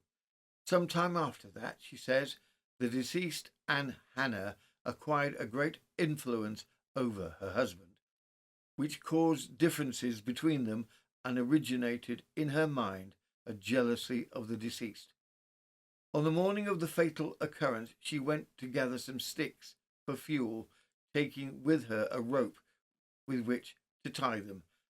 When Anne Hannah, seeing her object, cried, "Are you coming here to thieve more of my sticks?" An altercation ensued and blows were exchanged. The prisoner Mary Timney then returned to her house, but she still heated with the quarrel. She returned to Anne Hannah's house to give her a beating, but with no intention, declares, of taking her life. The prisoner Mary Timney no sooner entered the kitchen than she was met by Anne Hannah, who gave her a violent kick with a clog above the knee, inflicting a severe wound, the scar of which is still visible. The fight was then renewed, blows being struck on either side, and in the course of the battle, Anne Hannah struck the prisoner with a wooden mallet or beetle, as was thus the first, if this account to be true, to use this formidable weapon which figured so much at the trial. Anne Hannah, having dropped the mallet, it was picked up by the prisoner, who struck the deceased a heavy blow with it on the side of the head, by which she was stunned, and in the frenzy of passion she followed up this blow with others. Signed, Mary Timney. Despite Mary's admission of guilt and the many requests for commutation on her behalf, the Home Office returns that it can't interfere in the course of justice. Mary will be executed. From the Cork Examiner, the 2nd of May, 1862, the execution at Dumfries. Tuesday morning, Mary Reed, alias Timney, was executed at Dumfries for the wilful murder of Anne Hannah in Carpshane, Shad, in the stewardry of Kirkcudbright on the 13th of January last. After the prisoner was condemned to death, strenuous exertions were made in Dumfries to obtain a commutation of the sentence, that the town might be spared the sickening spectacle as the public execution of a woman. A general petition was sent to the Home Office bearing 2,000 signatures, and one signed exclusively by 3,187 women. Moreover, a deputation of ladies waited upon Sir George Grey. Meanwhile, the prisoner made confession of her crime, assigning it as the principal reason of jealousy of the deceased, who she believed had acquired an influence over her husband. On Friday, official information was received that Sir George Grey saw no grounds for interfering in the prisoner's behalf, and that the law should take its course. The scaffold was erected on the east side of the jail. Calcraft was the executioner, and he performed his dread office after his usual preliminary. The spectators were not more than 2,000 or 3,000. The prisoner, when placed on the drop, was much agitated. Death appeared to be instantaneous. Great order prevailed. The body was afterwards cut down and buried in the precincts of the jail. Mary Timney's execution would be the last public execution of a female in Scotland. Case 7. Who killed William Swan? an unresolved case from 1903. In this final case, there would be no clear answer. A man was found dead. The circumstances were suspicious, and those closest to him had all reason to be questioned. There were arguments, there were accusations, and there was no shortage of suspicion. But when the investigation was complete, no one could say with certainty who had done it. And so the question remains, was this a crime that was cleverly concealed, or one that was never truly understood at all? Background. William Swan, a glass blower living in Wombwell, was married to Emily Swan, 42 years old, who worked as a mill worker. The couple had 11 children ranging in age from 4 to 22 years. Their relationship, according to the neighbours, was a rocky one. The couple liked to drink, and large and loud arguments were the norm at the weekend. Attempting to improve their precarious finances, they agreed to bring in a lodger, John Gallagher, 30 years of age, who worked as a labourer and as a collier. An illicit intimacy quickly sprang up between Gallagher and Emily, which was discovered by William, the husband. Gallagher was promptly thrown out of the house and told to never darken their doorway again. However, Gallagher remained in the neighbourhood, and the illicit relationship continued between them until one fateful day when William unexpectedly arrived back at the house to find Gallagher coming down the stairs in his house. William was furious. Gallagher stated he had come back to collect some items he had left, but William suspected the worst. Gallagher left the house whilst the furious William ran upstairs, found Emily, and gave her a thrashing. An angry and battered Emily ran out of the house, located Gallagher, showing her bruising and telling him how her husband had thrashed her. Gallagher, who had been drowning his sorrows from his humiliating ejection from the house, once again returns to the house, as does Emily.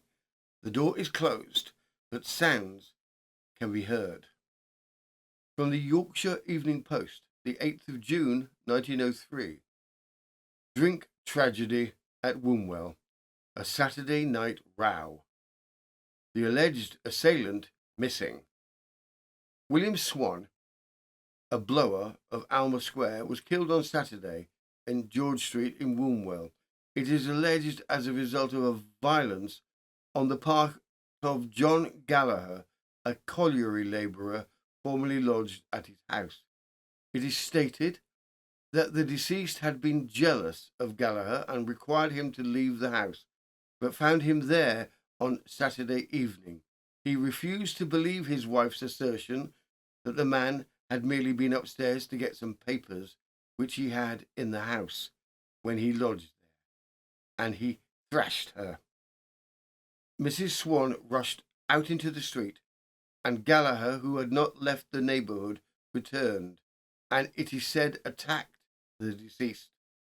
It is alleged that in the affray, Gallagher kicked the deceased, leaving him on the floor of the house. No notice seems to have been taken of the deceased, who lay on the floor until 8:30, when Dr. Foley was sent for, and said the man had been dead for an hour or so, as far as could be ascertained. All the parties were under the influence of drink, and the neighbours regarded the matter as an ordinary Saturday night brawl. Gallagher, who was seen in a public house in Wombwell on Saturday night, seems to have left the neighbourhood soon afterwards, and last evening was still at large. Gallagher has taken advantage of the delay in finding the body and vanishes. At the time, Gallagher is the primary suspect. A widespread search is made but he can't be found. However, the police are aware that Gallagher has a sister and a watch on her house is put in place. From the Yorkshire Evening Post, the 4th of August, 1903, the arrest of the man Gallagher, discovered at a relative's at Middlesbrough. They eluded the police since June last. Great excitement prevailed this morning in Barnsley and Wombwell districts on its becoming known that John Gallagher, a colliery labourer who is charged with the murder of William Swan, glassworker of Wombwell, after being at large for 2 months, has been apprehended at Middlesbrough. From information received by Superintendent Quest at Barnsley from the Chief Constable of Middlesbrough, it seems that Gallagher arrived yesterday at his sister's house, having, it is supposed, trampled over from Knaresborough. Prisoner was at once put under the observation of the police. Having satisfied themselves that the visitor was the man they wanted, they apprehended him early this morning. He was locked up at Middlesbrough, and it is expected that he will be conveyed to Barnsley later today and formally remanded at tomorrow's police court. The circumstances of the story of the crime, which 2 months ago created a great interest in the district, may be briefly narrated.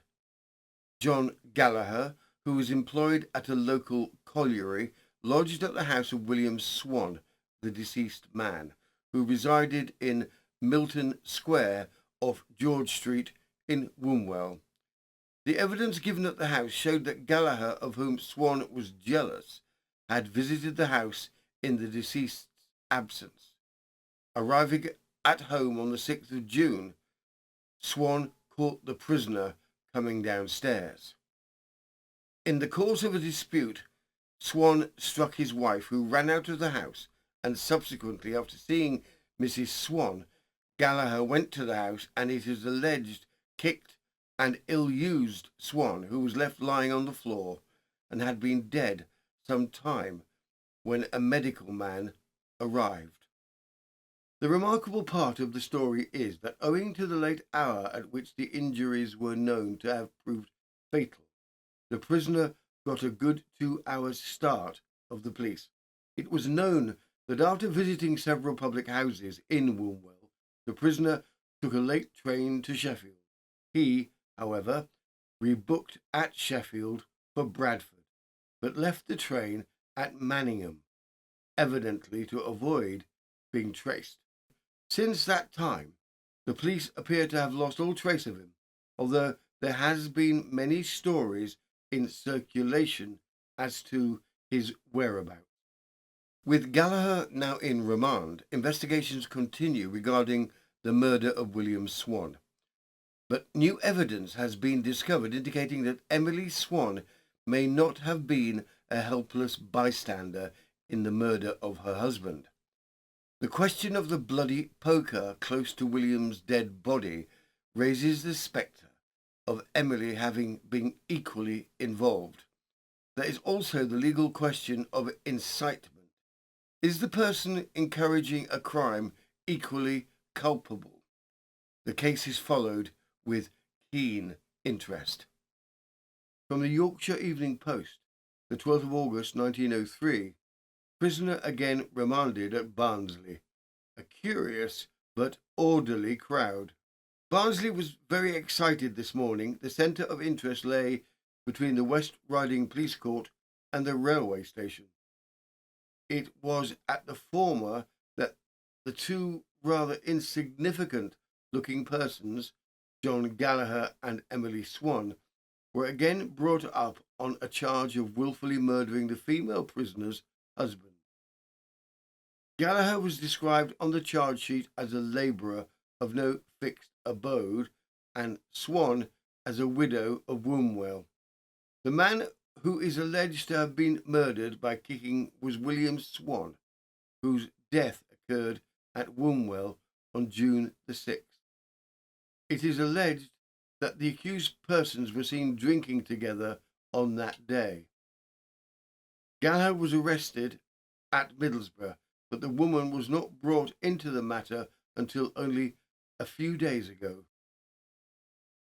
For more than an hour before the court opened this morning, people began to gather in the vicinity of the building.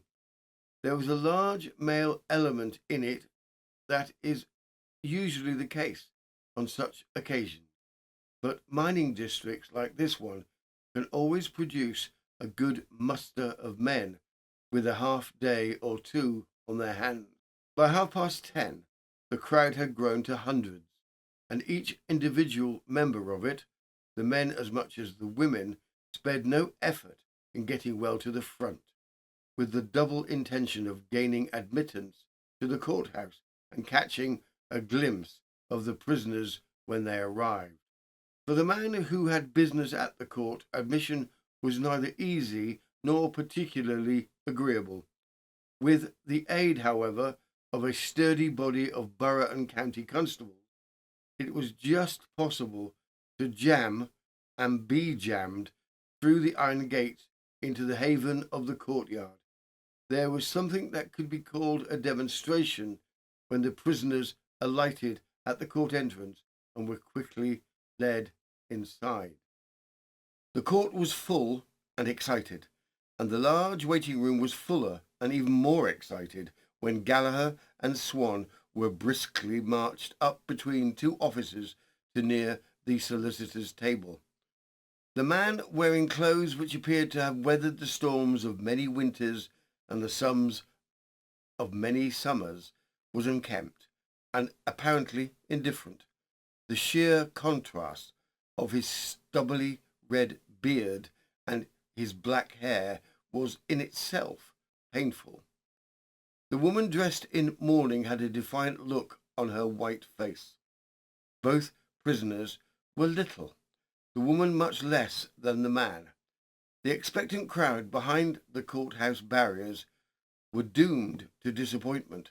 No evidence was to be taken that morning, and a further formal remand was to be asked for. There was a heavy charge sheet, and a special sitting of the court would have to be conveyed to deal with the case.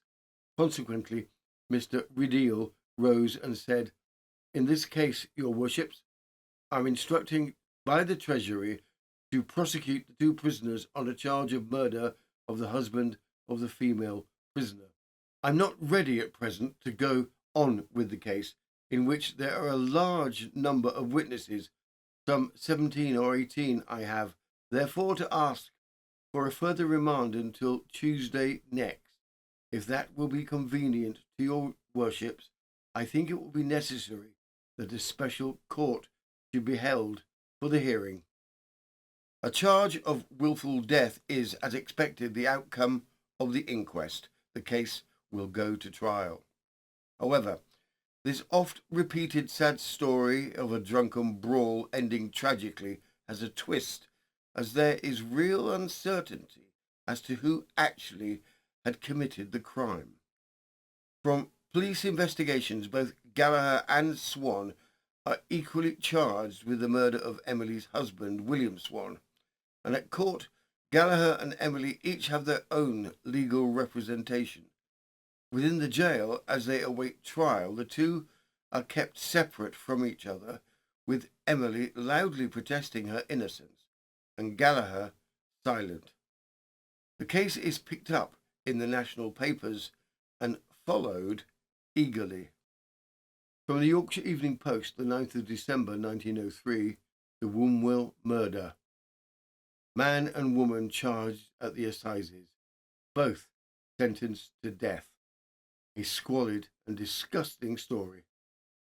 In the Crown Court at Leeds Assizes today, before Mr. Justice Darling, John Gallagher, 30, a labourer, and Emily Swan, a mill hand, 42 years old, were indicted for the wilful murder of William Swan on the 6th of June last.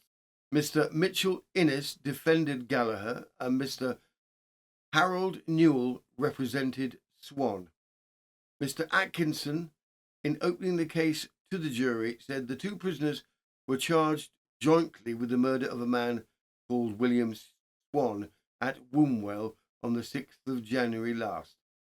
If the evidence was well founded, there was not the slightest doubt that this man met with his death under circumstances of the greatest brutality.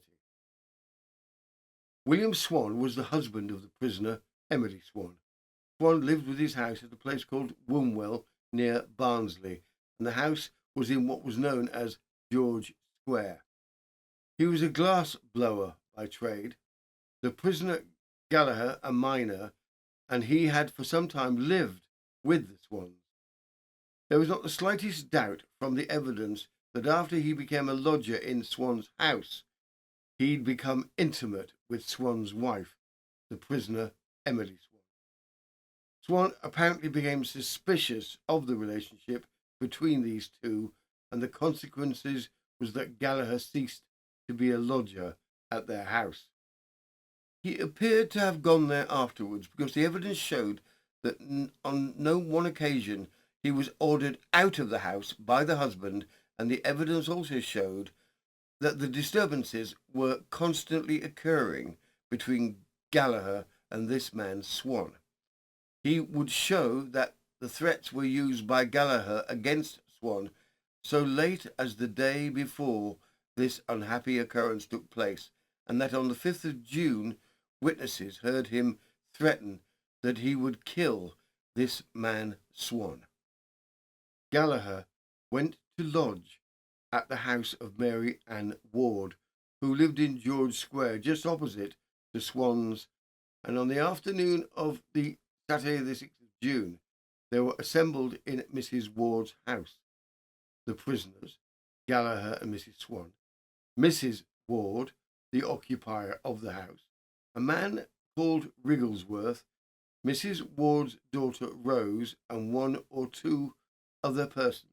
They were drinking beer, and during that time, Gallagher sent Rose to a pawn shop for the purpose of redeeming a coat and vest, and went out of her house towards her home. Gallagher followed her. They were away about a short time, and Gallagher returned first, and after he had been in the house a short time, Mrs. Swan came back with a shawl over her head and showed the company that she had got a black eye, and said, "What our Bill has done." Whereupon Gallagher immediately jumped and said, "I'll go and give him something for himself. I'll kick his ribs off." He then went towards the deceased house, followed by Mrs. Swan. At the same time, Mrs. Swan, said, "I hope he'll punch him to death, or, as one witness said, kill the bastard." Mrs. Swan had got to the house first because, according to the evidence of a man called John William Dunn, between 6 and 7 o'clock, he saw Gallagher go to Swan's house, and he shook the door violently until it flew open, and then he entered, and as he did so, Dunn heard him make this observation: "I'll coffin the man before morning." He closed the door, and Dunn would tell that he heard sounds of a struggle inside, and that he heard Mrs. Swan say, "Give it to that bastard, Johnny." The struggle lasted about 10 minutes, and then Gallagher left and returned to Mrs. Ward's house. He said, "I've broken the man's 4 ribs, and I'll break some 4 more." It was noticed at the time that he had some blood upon his face. He stayed there for some time and had some drink, and then returned to Swan's house a second time. Gallagher said, "I'll murder that man before morning. If he cannot kick a man, he shan't kick a woman."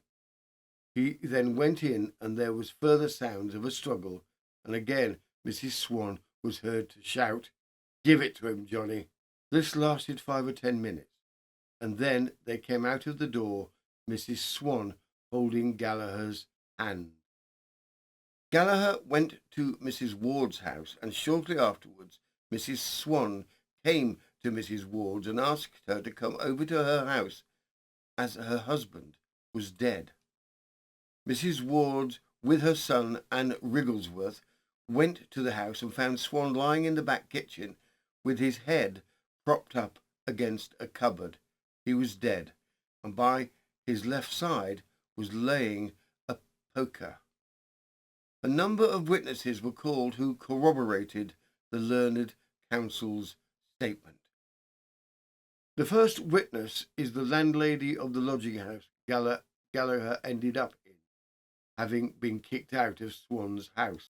Mrs. Mary Ann Ward, widow, stated that after Gallagher left Swan's, he lodged at her house for a week.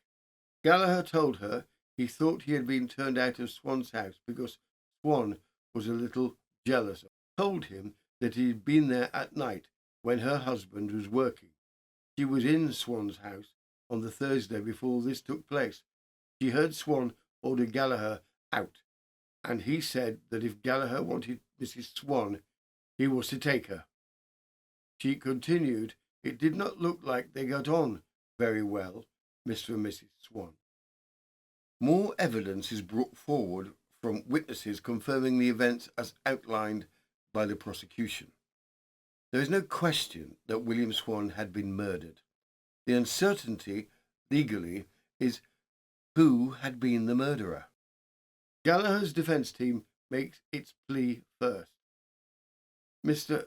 Michelin states that as far as Gallagher was concerned, he was free to admit that the deceased man upon this day met his death in his house in consequence of acts in which, at any rate, Gallagher took a considerable part. He freely admitted that, but the questions still remained. Asked the state of Gallagher's mind, he did not suggest insanity at that time these acts took place.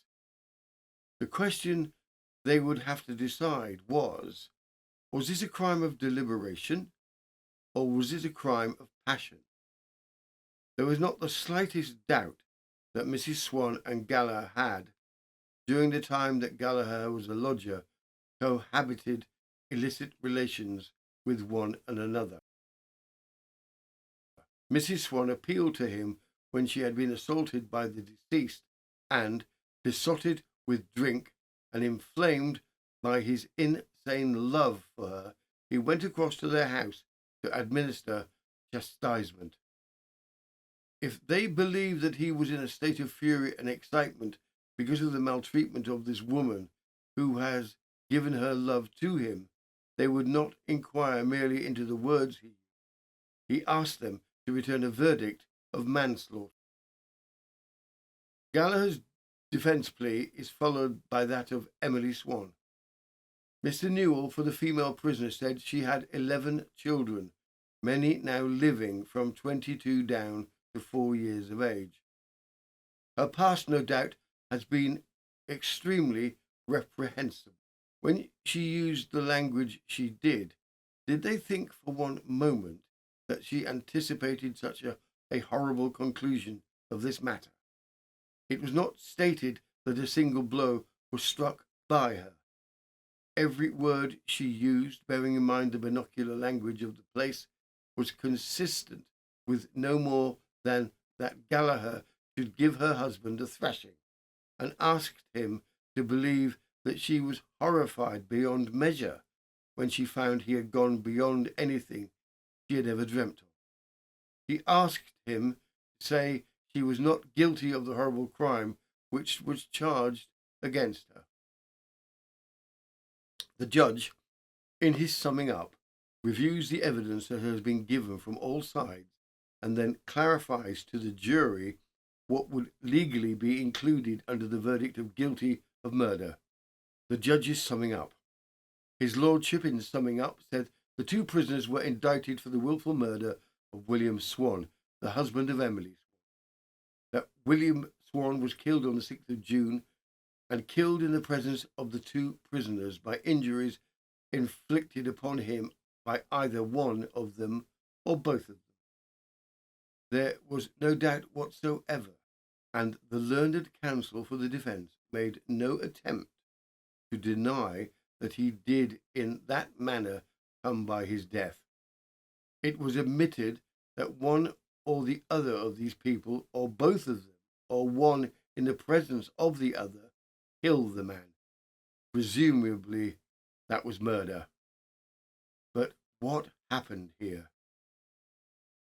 They knew that the man Gallagher was Mrs. Swan's paramour, and that he had been turned out of the house. Noting the expression used by the prisoner with regard to the deceased, his lordship remarked that threat might be idle nonsense or might not. The man said nothing. The woman said she did nothing but stand by. If one instigated another to commit murder and then the other committed it, he was guilty of murder, and so was the person who instigated him. If they believed that this woman was standing by encouraging that man to strike him with the poker or kick him with his boot, the act was just as much her act as if she had done it herself. The jury retired at 2:50. The jury returned with their verdict after 30 minutes. The packed courtroom was utterly still. The verdict. The jury returned into court after half an hour's absence with a verdict of guilty. On being asked if they had anything to say why sentence of death should not be passed upon them, Emily Swan, the prisoner, said, "I'm innocent.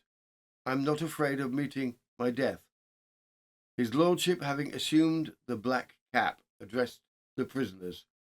He said the jury had found them guilty of the murder of the husband of Emily Swan. There could be no doubt that the verdict was the right one. They had long used language which, unless language was to be held to mean nothing in the north of England, meant that if they had the occasion to assault him, they would either of them have taken his life, and they did together assault him and take his life, having on 2 occasions used most brutal violence towards him, having beaten him, having wounded him, having gone away for their body to cool if they had been provoked, then came back. Between them, they killed him. This was a piece of evidence which was not given in evidence for the jury, but which he might now refer to. Counsel for the prosecution thought, and his lordship thought, it might press unfairly upon Emily Swan if it were given in evidence. But this was the fact, that Gallagher, when taken into custody, stated that Emily Swan hit the man and beat him with a poker, and that he did not touch him, although he was there. This was not strictly evidenced against her, but for all of that, from the bruises and the wounds, from the position of the poker, he was convinced that the statement which he made was in part true, that she did assault her husband and did take part in the actual killing of him. His lordship then passed sentence of death in the usual form. Normally there would be an effort of reprieve for the prisoners, a request for commutation to life imprisonment. There is none. From the Yorkshire Evening Post, the 14th of December, 1903, the Wombwell murder. The date of execution fixed. No effort as yet to secure a reprieve. The execution of John Gallagher, 30, labourer, and Emily Swan, 42, mill hand, who are now lying under sentence of death, Armley, will take place on the 28th inst. The prisoners were convicted at the Leeds Assizes on Wednesday last for the murder of the female prisoner's husband at Wombwell near Barnsley on June the 6th. Up to present, there has been little or no effort to secure a reprieve for the Wombwell murderers, John Gallagher and Emily Swan. There has been strong feeling in the district against the prisoners, and there was no recommendations to mercy by the jury at the trial. It is scarcely anticipated that a reprieve will be either asked for or granted. A lackluster reprieve is eventually started, but there's very little support. Gallagher seems to be resigned to his fate, whilst Emily alternates between utter depression and hysteria, stating that her primary concern is for her 5 remaining small children. Emily is visited by many family members in prison. Slowly realizing that her doom is set, she attempts to make living arrangements for her children. One notable person who will not visit her is her own mother. As their day of execution approaches, Gallagher and Emily are allowed to visit each other if they wish. As was usual at the time, both have been taking intense religious instruction. The two will be hanged together. From the Yorkshire Evening Post, the 29th of December, 1903, double execution at Armley. Conversation on the way to the scaffold. Both prisoners penitent. Woman dies from syncope and the man from asphyxia. No black flag was hoisted over Armley Jail this morning, but the large crowd which collected near the gates were notified by 2 feeble tolls of the prison bell, about 3 minutes past 9, that Emily Swan and George Gallagher, the Wombwell murderers, were no more. Mr. John Billington Jr., whose father has carried out no fewer than 22 executions at Armley, had charge of the arrangement, staying overnight on the premises to be in readiness for his task this morning. The prisoners were both ready to meet their fate and gave no opposition whatsoever to the process of pinioning their arms. During the last 24 hours of her existence, Mrs. Swan was a completely changed woman. All hysteria had passed away, and her conduct and conversation are described as having been exemplary. Last night she unburdened her heavy-laden soul to the kind-hearted prison chaplain and made a complete verbal confession to him of her complicity in the terrible death of her husband. They spent some time together in prayer, and the chaplain left her a perfectly calm, penitent, and hopeful woman.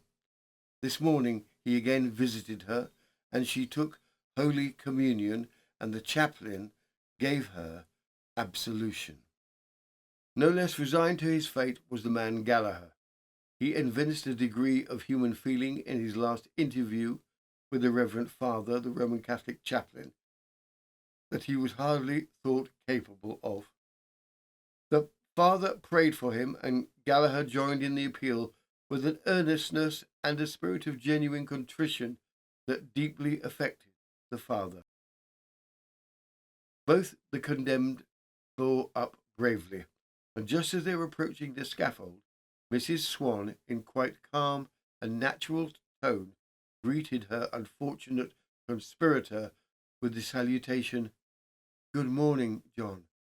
"Good morning, love," replied Gallagher in an equally clear tone. The prison chaplain was still reading the burial service when the bolt was drawn.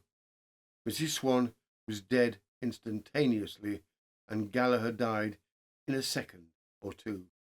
And so, as the clock strikes midnight, we leave these cases where we found them, not in the realm of strangers and shadows, but within the far more unsettling territory of ordinary lives, where affection falters and something darker quietly takes its place. And on that rather uneasy note,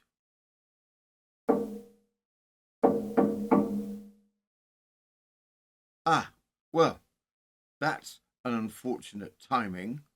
So if you've enjoyed this evening's collection, do consider liking and subscribing. It quietly informs Mr. Algorithm, currently operating under the alias of Moriarty, that these cases and their perpetrators ought not to be left to obscurity. Yes, quite. And for those who prefer their history with a little more depth, Over on Patreon, we have rather more of it waiting for you. Over 400 additional cases, alongside historical scandals, curious oddities, and the sort of details that rarely make it into polite conversation.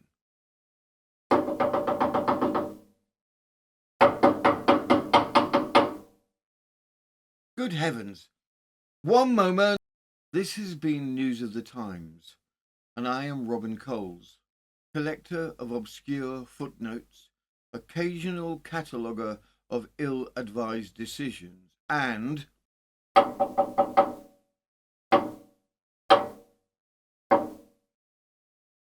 yeah, all right, I'm coming. Do excuse me. I shall just have to see who that is. I won't be